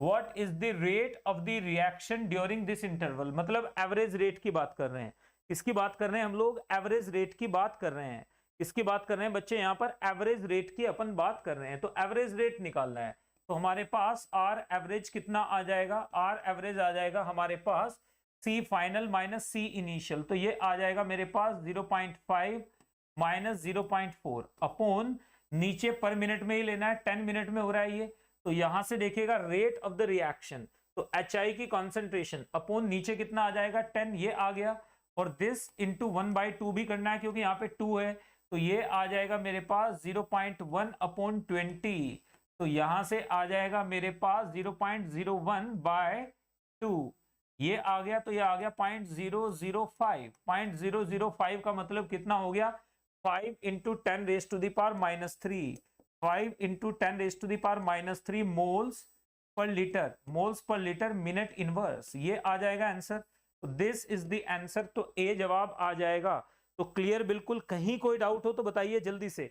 तो वो पिछला क्वेश्चन क्यों नहीं हुआ था सॉल्व आपसे अक्षत, अक्षत ये पिछला क्वेश्चन में कोई दिक्कत थी इसमें, यानी इसमें अभी भी कोई डाउट है, एक बार बताइए अक्षत जल्दी से, क्योंकि आपका रिस्पॉन्स नहीं आया, बाकी सबने लिख दिया सर क्लियर क्लियर क्लियर, लेकिन आपने रिस्पॉन्स नहीं दिया है कि क्लियर है या नहीं है।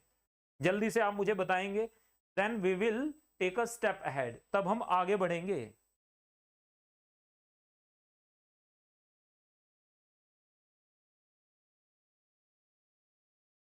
जल्दी जल्दी जल्दी से आप मुझे बताएं फटाफट से, ताकि अपन पुनर्प्रस्थान कर जाएं। जी ठीक है, क्लियर है। आगे बढ़ते हुए नेक्स्ट की तरफ मूव करेंगे। ये आ गया आपके सामने वो फैक्टर्स जो रिएक्शन के रेट को अफेक्ट करते हैं, यानी फैक्टर्स अफेक्टिंग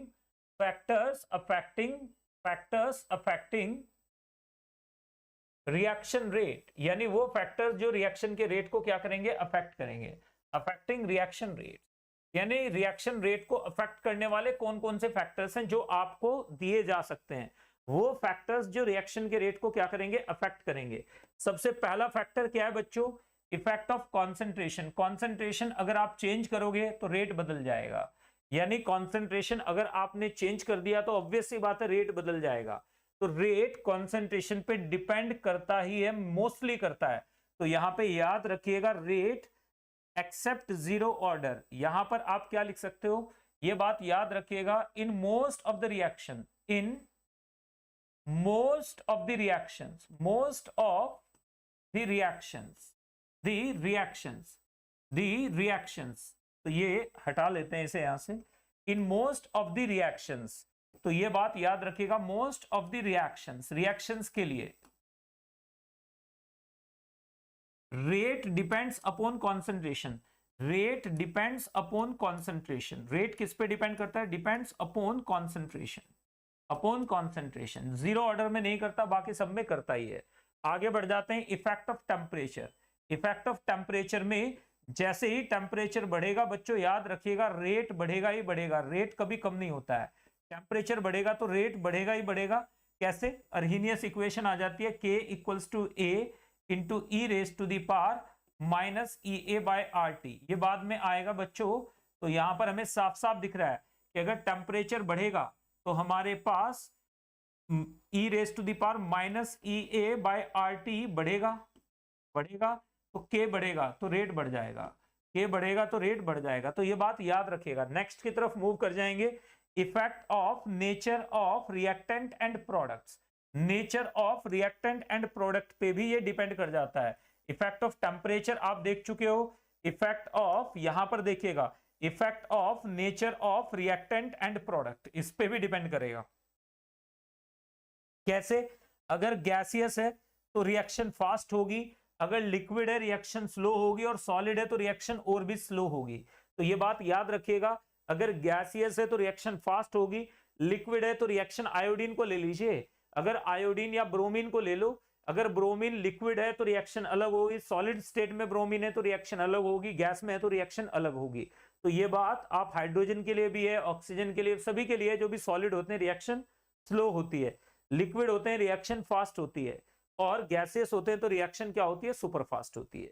आगे बढ़ जाइएगा, नेक्स्ट की तरफ मूव कर जाएंगे, effect of nature of reactant and products, इसके बारे में बात कर रहे हैं। तो यहां पे याद रखिएगा रिएक्शन रेट, जैसे physical size of the reactant की बात करें तो जैसे जैसे फाइनली डिवाइडेड स्टेट में जाएंगे, जैसे जैसे फाइनली डिवाइडेड स्टेट में जाएंगे तो सरफेस एरिया इंक्रीज करेगा, रेट ऑफ द रिएक्शन, याद रखिएगा rate will be directly proportional to surface area, surface area के डायरेक्टली प्रोपोर्शनल हो जाता है rate, rate will be directly proportional to surface area. तो ये बात याद रखिएगा, अगर आप शुगर है, शुगर को अगर आप मैसिव फॉर्म में पानी में डालोगे तो कम घुलेगी, लेकिन अगर आप पाउडर्ड फॉर्म में डाल दोगे तो एकदम से घुल जाएगी। नेक्स्ट की तरफ बढ़ जाते हैं, chemical nature of reactants and products. Chemical nature of reactants and products, अगर मैं chemical nature of reactants and products की बात करूं तो याद रखेंगे कार्बन कार्बन ट्रिपल बॉन्ड, आप ध्यान से देखिएगा, कार्बन कार्बन ट्रिपल बॉन्ड को तोड़ना मुश्किल है तो स्लो रिएक्शन करेगा। याद रखिएगा कार्बन कार्बन डबल बॉन्ड से, यानी रिएक्शन की बात कर रहे हैं हम लोग, हाइड्रोजनेशन की बात नहीं। तो यहां पर याद रखिएगा रिएक्शन इसकी नॉर्मली स्लो होती हैं, और इसकी रिएक्शन क्या हो जाएंगे, इनकी रिएक्शन सबसे। तो यहां पर याद रखेंगे ये बॉन्ड एनर्जी का ऑर्डर है, ये बॉन्ड एनर्जी का ऑर्डर है। तो यहां पर देखिएगा ब्रेकिंग क्या हो जाएगी, अगर मैं ब्रेकिंग की बात करूंगा तो ब्रेकिंग कैसे हो जाएगी, ब्रेकिंग इधर से इधर बढ़ जाएगी, तो रिएक्शन बढ़ती चली जाती है। तो more bonds are to be broken, rate of the reaction will be slow. Example ले लीजिएगा एन ट्रिपल बॉन्ड एन की जो रेट होता है वो स्लो होता है एन डबल बॉन्ड एन से, उसका स्लो होता है किससे, एन सिंगल बॉन्ड एन से। तो जैसे जैसे बॉन्ड ऑर्डर बढ़ेगा रेट कम होता चला जाएगा। नेक्स्ट की तरफ आ जाइएगा, effect of catalyst. Effect of catalyst ये दो तरह के होते हैं बच्चों, एक पॉजिटिव जो रेट को बढ़ा देता है और एक नेगेटिव जो रेट को कम कर देता है। तो यहां पे याद रखिएगा, प्लीज मेरे साथ साथ देखिएगा, ये सारी बातें बड़ी मजेदार हैं सब। Presence of negative catalyst increases the energy of activation, hence decreases the rate of the reaction. जो पॉजिटिव कैटलिस्ट होता है रिएक्शन के रेट को बढ़ा देता है, नेगेटिव होता है घटा देता है। इफेक्ट ऑफ पीएच, पीएच पे भी इफेक्ट होता है। पीएच यहां पर देखिएगा, लो पीएच पे रिएक्शन क्या हो जाएगी, यहां पर याद रखिएगा, अगर लो पीएच है, यहां पर याद रखिएगा लो पीएच पे क्या होती है रिएक्शन, रिएक्शन रेट क्या होता है, रेट होता है हाई, रेट ज्यादा होता है।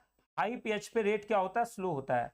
हाई पीएच पे रेट क्या हो जाता है, स्लो, रेट हो जाता है स्लो। तो ये बात याद रखिएगा। ऐसी रिएक्शंस भी हैं जो पीएच डिपेंडेंट है। बॉडी के अंदर आप ले लीजिए, जब तक आपके बॉडी के अंदर पीएच क्या है, मेंटेन्ड है, पीएच 5.5 से 6.5 या 6.5 से 7.5 के बीच में है, सारी मेटाबॉलिक रिएक्शन क्या है, परफेक्ट है, ऑप्टिमम रेट से काम कर रही है। अगर पीएच बहुत बढ़ा दोगे या बहुत कम कर दोगे, रेट गड़बड़ हो जाएगा, तो मेटाबॉलिज्म इधर उधर हो जाता है, पूरी तरह से मेटाबॉलिक जो रिएक्शंस हैं उनका रेट बदल जाता है। नेक्स्ट की तरफ मूव करेंगे, बात करेंगे इफेक्ट ऑफ डाइलेक्ट्रिक कांस्टेंट। तो नोट कर लीजिएगा, डाइलेक्ट्रिक कांस्टेंट भी रिएक्शन का रेट बदल सकता है। इफेक्ट ऑफ रेडिएशंस, रेडिएशंस भी आप देखो, अगर मैं H2 को, अगर मैं मीथेन के साथ क्लोरीन को डालूं डार्क में, तो क्या आ जाएगा मेरे पास, डार्क में डालने के बाद नो रिएक्शन, कोई रिएक्शन नहीं आएगी। लेकिन अगर मैं यहीं पर बच्चों, अगर मैं क्लोरीन के साथ में सेम यहां पर H डाल दिया तो रिएक्शन हो जाएगी, एकदम से रिएक्शन हो जाएगी। तो ये छोटी सी बात है जिसपे हमें फोकस करना है। चलिएगा जल्दी से बताइए, इजी पीजी लेमन स्क्वीजी ना बच्चे। अगर कहीं कोई इशू आ रहा है तो आप मैं बार बार आपसे बोलता रहता हूं कि कोई इशू तो नहीं है, कोई प्रॉब्लम तो नहीं है, कोई दिक्कत तो नहीं है, कोई परेशानी तो नहीं है। तो बच्चों आप लोगों की भी जिम्मेदारी बनती है कि आप बीच बीच में बताते रहें कि सर कोई दिक्कत नहीं है। इफेक्ट ऑफ प्रेशर, याद रखिएगा, pressure can change, pressure can change the rate, can change the rate. अभी मैंने बताया था डायमंड ग्रेफाइट वाला, रेट ऑफ रिएक्शन, यानी रेट ऑफ रिएक्शन में आप देखो, प्रेशर का तो सबसे बढ़िया एग्जांपल है। अभी मैं आपको बोलूं कि 5 महीने बाद एग्जाम है आपका, आप 15 घंटे पढ़िए डेली, पढ़ लोगे क्या, नहीं पढ़ोगे। एग्जाम के जब 4 दिन रह जाते हैं, आपको बोलूं 15 घंटे डेली पढ़ना है, आराम से पढ़ लोगे बिना टेंशन के, थकान भी नहीं होगी, कोई नींद भी नहीं आएगी ज्यादा, थकान भी नहीं होगी, दिमाग इधर उधर दौड़ेगा भी नहीं, क्रिकेट में भी नहीं जाएगा, ओलंपिक्स में क्या चल रहा है, भाड़ में जाए ओलंपिक्स, आपको कोई फर्क ही नहीं पड़ेगा, आपको अपना एग्जाम के ऊपर फोकस होगा। क्यों, क्योंकि प्रेशर ज्यादा है तो बच्चे रेट ज्यादा है, अगर प्रेशर कम हो जाएगा तो रेट कम हो जाएगा, सिंपल सा फंडा है। तो प्रेशर कम नहीं लेना है, प्रेशर को ज्यादा ही रखिए आप लोग, बिना प्रेशर के तो एरोप्लेन भी नहीं उड़ता है। नेक्स्ट में आएंगे dielectric, electric and magnetic field, इनसे भी रेट चेंज हो जाता है। तो ये सारी बातें आपको पता होनी चाहिए थी। अब बात करेंगे रेट लॉ एक्सप्रेशंस की, तो चलिए जल्दी से रेट लॉ एक्सप्रेशंस की तरफ अपन मूव कर जाते हैं। तो जल्दी से रेट लॉ एक्सप्रेशंस की तरफ हम लोग मूव कर रहे हैं।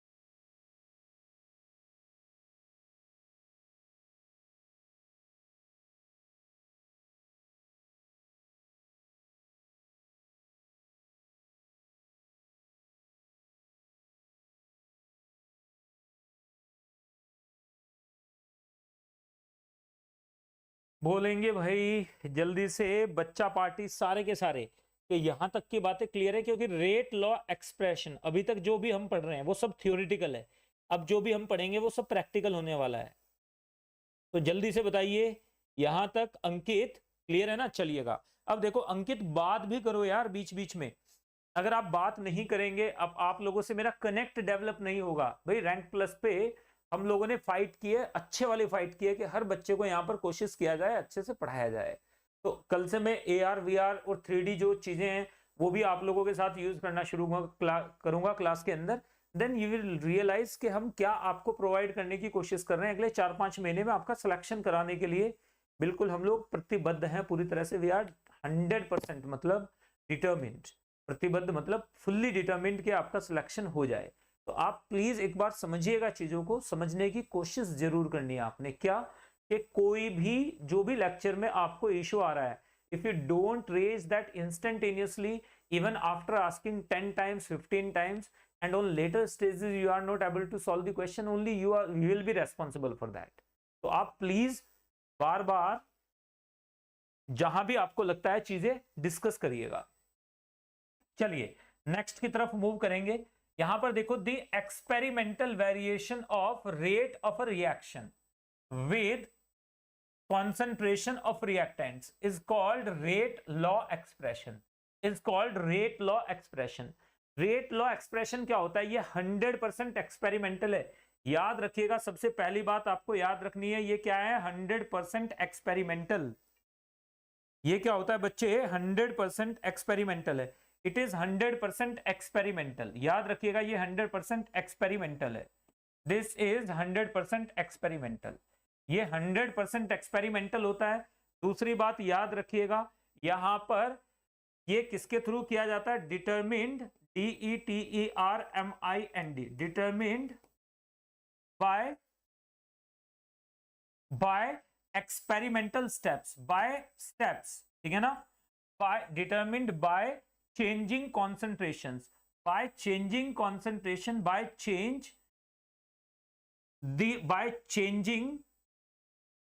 changing the concentration and measuring, MEASURING, measuring rate and measuring rate। कैसे आ जाएगा? आप ध्यान से देखिए, हमारे पास एक रिएक्शन है AA plus BB, changing into product है। हमारे पास एक रिएक्शन हो रही है जिसमें A के A mole, small a mole of A, small B mole of B reaction करके प्रोडक्ट बना रहे हैं। तो हमारे पास यहां पे देखिएगा रेट क्या हो जाएगा? कॉन्सेंट्रेशन पे कैसे डिपेंड करेगा? तो ये बताता है, रेट लॉ एक्सप्रेशन बताता है कि रेट, ध्यान से देखिएगा, ये बताता है कि रेट कॉन्सेंट्रेशन पर कैसे डिपेंड करेगा, कैसे डिपेंड करेगा, कैसे डिपेंड करता है, डिपेंड करेगा, करता है नहीं, करेगा, कैसे डिपेंड करेगा, ये बात कौन बताएगा?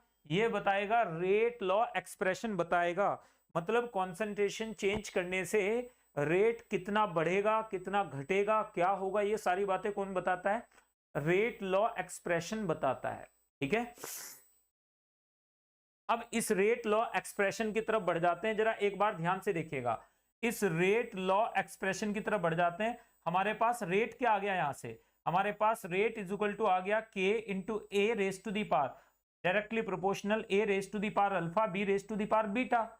यहां पे अल्फा और बीटा क्या है? Alpha and beta are experimental numbers, are numbers. ये क्या है? Numbers, are numbers determined, DETERMINED, determined experimentally, experimentally, experimentally हमने इन्हें डिटरमिन किया है। तो हमारे पास रेट इज इक्वल टू आ जाता है ये, this is called rate law expression. यहां पे K is called rate constant. K को क्या कहते हैं बच्चों? रेट कांस्टेंट और proportionality constant.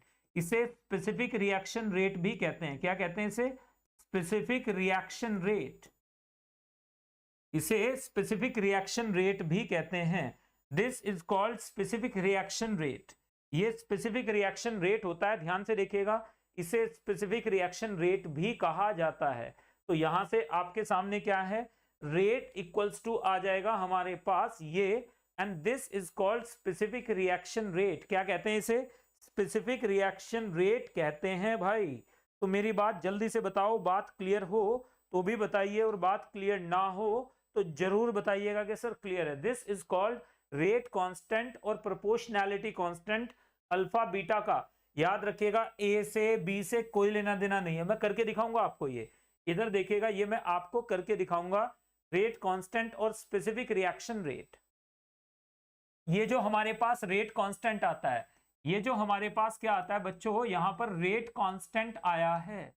This rate constant, ये रेट कांस्टेंट किन किन बातों पे डिपेंड करता है? ध्यान से देखिएगा, ये टेम्परेचर पे डिपेंड करेगा, टेम्परेचर के साथ चेंज होगा, ये कैटलिस्ट के साथ चेंज होगा, ये स्टाइक्योमेट्री के साथ चेंज होगा। यानी ये जो रेट कांस्टेंट है ये तीन बातों पे मेनली डिपेंड करता है। टेम्परेचर पे rate constant of the reaction depends upon these factors. Temperature पे डिपेंड कर जाता है, ये कैटलिस्ट पे डिपेंड कर जाएगा क्योंकि एनर्जी ऑफ एक्टिवेशन चेंज हो जाएगी, और ये स्टाइक्योमेट्री पे डिपेंड कर जाएगा। तो इस पे ये तीनों बातों पे याद रखना है, ये डिपेंड कर जाता है। तो एक बार फिर से बताइए मुझे, यहां तक की बात है। के क्या है यहाँ पर? प्रोपोर्शनैलिटी कांस्टेंट है। के क्या है बच्चों? यहाँ पर प्रोपोर्शनैलिटी कांस्टेंट है। के यहाँ पर क्या है? व्हाट इज के हियर? जल्दी से बताइए। यहाँ पर के क्या है बच्चे? प्रोपोर्शनैलिटी कांस्टेंट है। के यहाँ पर क्या है? प्रोपोर्शनैलिटी कांस्टेंट है, जो तीन बातों पे डिपेंड करेगा, टेम्परेचर पे, कैटलिस्ट पे और स्टाइक्योमेट्री पे। अगर आपसे पूछ लें बताइए किन फैक्टर पे के डिपेंड करता है, तो आप क्या बोलोगे? तीन फैक्टर पे डिपेंड करता है। चलिए नेक्स्ट पे आ जाते हैं। अब बात करेंगे रेट लॉ एक्सप्रेशन को निकालने का तरीका। देखिएगा जरा एक बार, रेट लॉ एक्सप्रेशन में experimental variation of rate is called rate of reaction product reactant, ये मैंने आपको बता ही दिया है। इसको दोबारा से यहां पर ये हम कर चुके हैं, रिपीट हो गया है। अब देखो, अब हमारे पास बच्चों प्लीज नोट कीजिएगा, अगर मैं रेट लॉ वर्सेस लोमा की बात करूं, यानी मैंने यहां पर क्या किया है, यहां पर मैंने लिया है रेट लॉ, यानी रेट लॉ में और लॉ ऑफ मास एक्शन में। लोमा मतलब क्या होता है? Law of mass action. LOMA मतलब क्या है? Law of mass action. ये क्या है हमारे पास? लॉ ऑफ मास एक्शन है। What is it? This is law of mass action. Just a second. Hello,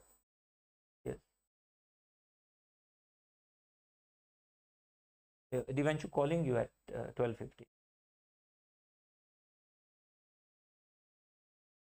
यहां पर देखिएगा, ये हमारे पास क्या आ गया? रेट वर्सेस लोमा। अब लोमा क्या होता है? ये लोमा इक्वल्स टू होता है बच्चों, याद रखिएगा, it is law of mass action. Law of mass action 11th में पढ़ा है हमने, mass action. This is called LOMA. तो जो लॉ ऑफ मास एक्शन है वो क्या होता है? थ्योरेटिकल होता है। देखो दोनों में जमीन आसमान का फर्क है, अगर आप ध्यान देंगे दोनों में जमीन आसमान का फर्क है। ये एक्सपेरिमेंटल है जबकि ये क्या है? थ्योरेटिकल। तो यानी लोमा क्या होता है हमारे पास? प्योर थ्योरी होता है, जबकि हमारे पास ये एक्सपेरिमेंटल है। मतलब इस रिएक्शन के लिए जो हमने ये निकाला है, दिस इज ऑलवेज करेक्ट। ये क्या है? Always correct. ये क्या होगा? ऑलवेज करेक्ट होगा। ये क्या आ जाएगा? Always correct. CORRECT, always correct. ये क्या होगा? कंडीशनल। ये क्या आ जाएगा हमारे पास? कंडीशनल। क्या आ जाएगा? कंडीशनल हो जाएगा। वैलिड फॉर, ये किसके लिए वैलिड है? Valid for single step reaction only. For single step reaction only. Single step reaction, valid for single step reactions only. Reactions only, ये बात याद रखना है, ये सिर्फ सिंगल स्टेप रिएक्शन के लिए वैलिड होगा। तो ये जो हम 11th में यूज करते थे केमिकल इक्विलिब्रियम में, कि सीधे यहाँ पे कोएफिशिएंट कोई पावर में चढ़ा देते थे, तो यहाँ पे याद रखिएगा इट इज नॉट वैलिड। ये 99.9% रिएक्शंस के लिए वैलिड ही नहीं होता है, तो ये गलत होता है बच्चों, इसे नहीं पढ़ना है। अब नेक्स्ट की तरफ आ जाएंगे। ये एक्सपेरिमेंटल है। सर आप एक्सपेरिमेंट बोले जा रहे हो, करके तो दिखाओ एक बार एक्सपेरिमेंट। तो जल्दी से बताओ, एक बार एक्सपेरिमेंट करके बता दूं आपको फटाक से, जल्दी से एक बार आपको एक्सपेरिमेंट करके बता दिया जाए। क्या कहते हो आप? दीक्षा, दीक्षा जल्दी से बोलिए, क्या एक्सपेरिमेंट करके दिखा दिया जाए? दक्ष पटेल, क्या एक्सपेरिमेंट करके आपको दिखा दिया जाए? चलिए मैं आपको एक एक्सपेरिमेंट करके दिखा रहा हूं यहाँ पे। इस एक्सपेरिमेंट से आपको क्लियर हो जाएगा बिल्कुल। ये जेईई मेन 20, ये जेईई मेन 2014 का क्वेश्चन है। आप ध्यान से देखिएगा, पहले एक्सपेरिमेंट आपके लिए कर रहा हूं मैं, फिर आगे बढ़ेंगे। जेईई मेन 2014 का क्वेश्चन है, एक्सपेरिमेंट कर लेते हैं इसके ऊपर। सबसे पहले देखो, for the reaction 2A + B changing into C + D, इस रिएक्शन के लिए हम लोग बात कर रहे हैं। For a reaction 2A + B changing into C + D, इस रिएक्शन के लिए बोला गया है the following kinetic data were obtained in 3 separate experiments. In 3 separate experiments, 3 separate experiments किए गए हैं। 3 सेपरेट एक्सपेरिमेंट्स, 3 सेपरेट एक्सपेरिमेंट्स में ऑल एट 298 केल्विन। तो तो हमारे पास क्या दिया गया है, हमें दिया हुआ है, डेटा पढ़िएगा जरा एक बार, जब इसकी कॉन्सेंट्रेशन कितनी होती है 0.1 मोलर, तो इसकी भी 0.1 मोलर है, तो रेट हमारे पास क्या है R1 है, रेट हमारे पास ये आ जाता है। जब हमारे पास इसकी कॉन्सेंट्रेशन कितनी आती है 0.1 मोलर, सेम है, इसकी डबल कर दी, इसकी डबल करते ही रेट क्या हो गया बच्चों, सेम, देखो रेट सेम है, रेट में कोई चेंज नहीं है। अब देखो अगर हमने क्या किया है, हमने इसकी कॉन्सेंट्रेशन डबल की है, ए की डबल की है, बी की सेम रखी है, तो रेट क्या हो गया हमारे पास, डबल हो गया है। तो आपको क्लियरली नजर आ रहा है ना, देखो ध्यान से देखो, यहां पर अगर आपको नजर आ रहा है, ये मेरे पास रेट क्या हो गया R1, ये मेरे पास रेट क्या हो गया R1, यहां पर रेट क्या हो गया मेरे पास 2R1, नजर आ रहा है ना 2R1, देखो जरा एक बार, तो रेट हमारे पास R1 R1 2R1 होता जा रहा है। क्लियर है ये चीज? तो यहां से हमें पता चल रहा है कि हमारे पास, इधर देखिएगा हमने क्या मान लिया, ऐसी रिएक्शन में क्या मान लोगे, सीधे सीधे रेट मान लोगे equal to K into concentration of A raise to the power alpha and B raise to the power क्या मान लोगे बच्चे, बीटा मान लोगे। This is equation 1। तो हमारे पास R1 इज इक्वल टू आ जाएगा K into concentration of A raise to the power alpha, और साथ में आ जाएगा B raise to the power beta, B raise to the power beta, this is 1। अब हमारे पास क्या आ जाएगा, फिर R1 इज इक्वल टू आ गया K into concentration of A raise to the power alpha, और यहां पर आ गया 2B raise to the power beta, this is 2। हमारे पास 2R1 इज इक्वल टू आ गया K into concentration of A, यानी 2A हो गई raise to the power alpha and B raise to the power beta, ये इक्वेशन 3 आ गई। आप देखो जरा एक बार, आपने क्या किया 2 बाय, ध्यान से देखिएगा, आपने क्या किया बच्चे, आपने 2/1 किया, 2/1 करते ही हमारे पास क्या आ जाएगा, 2/1 करते ही ये कट जाएगा पूरा, आ जाएगा हमारे पास 2 raise to the power beta is equal to 1। तो बीटा इज इक्वल टू 0 आ गया कि नहीं आ गया, बताइए जरा एक बार, इजी पीजी है। अगर मैंने क्या किया, मैंने किया 3/1, मैंने 3/1 किया, जैसे ही 3/1 किया तो मेरे पास आ गया 2 raise to the power alpha is equal to 2 raise to the power 1, तो अल्फा इज इक्वल टू 1 आ गया। तो ये मुझे पता चल गया कि अल्फा 1 है, बीटा यहां पर 0 है। तो रेट लॉ एक्सप्रेशन क्या आ जाएगा, तो देयरफॉर हमारे पास रेट लॉ क्या आ जाएगा, rate law, rate will be equal to K into A raise to the power 1 and B raise to the power 0। तो B raise to the power 0 मतलब हाथी की पावर 0 क्या होता है, हाथी की पावर 0 क्या होता है बच्चों 1। तो ये आ जाएगा डी ऑप्शन। कितने बच्चों को ये बात समझ में आई, जरा एक बार जल्दी से बताइए। इतनी देर से हम एक्सपेरिमेंट कर रहे थे, अभी एक्सपेरिमेंट समझ में आया आपको? दक्ष बताइए जरा एक बार, क्या कहते हैं, क्या कहते हैं आप, एक बार मुझे बताइए। अभी तक हम एक्सपेरिमेंट कर रहे थे, अब हमने एक्सपेरिमेंट की बातें कर डाली, तो एक्सपेरिमेंट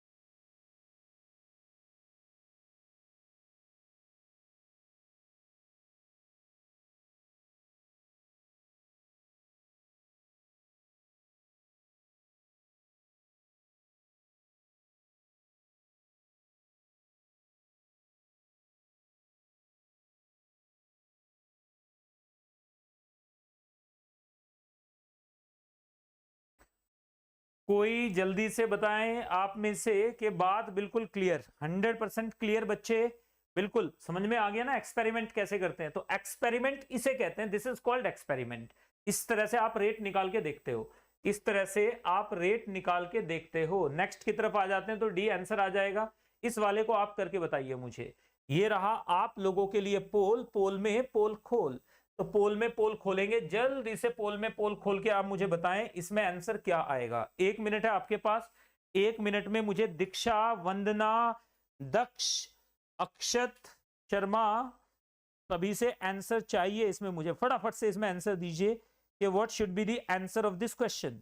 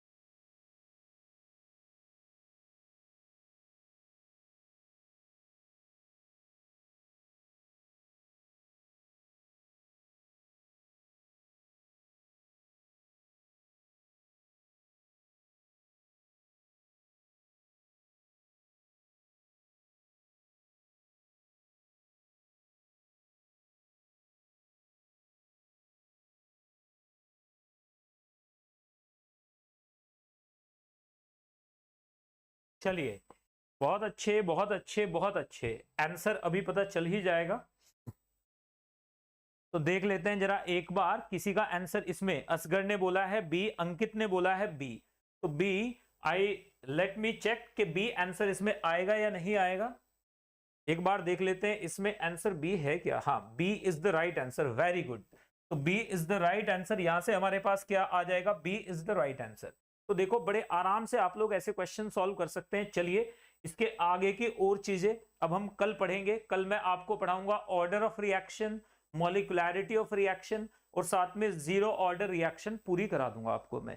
परसों फिर फर्स्ट ऑर्डर रिएक्शंस करेंगे अपन, और कॉम्प्लेक्स फर्स्ट ऑर्डर रिएक्शंस करेंगे, और साथ में हम आगे बढ़ जाएंगे फिर प्रेशर इन, यानी प्रेशर को कैसे यूज करते हैं फर्स्ट ऑर्डर रिएक्शंस में। फिर हम लोग पढ़ेंगे second order reactions, T half calculations वगैरह वगैरह, और सीधे बात करेंगे किसकी बच्चों, कोलिजन थ्योरी की। और ये 3-4-5 लेक्चर में हम इसे निपटा पाएंगे अच्छे से बिल्कुल स्लोली, बहुत फास्ट नहीं जाएंगे कि ऐसे ही बस दौड़े जा रहे हैं, नहीं, नॉट लाइक दैट। तो यहां तक आप लोग करके आइएगा, इसमें और भी आपको होमवर्क मिलेगा। Thank you very much, take care. कल फिर मिलते हैं क्लास में, तब तक के लिए अपना ख्याल रखिएगा और ऐसे ही पढ़ाई करते रहिए। All the best.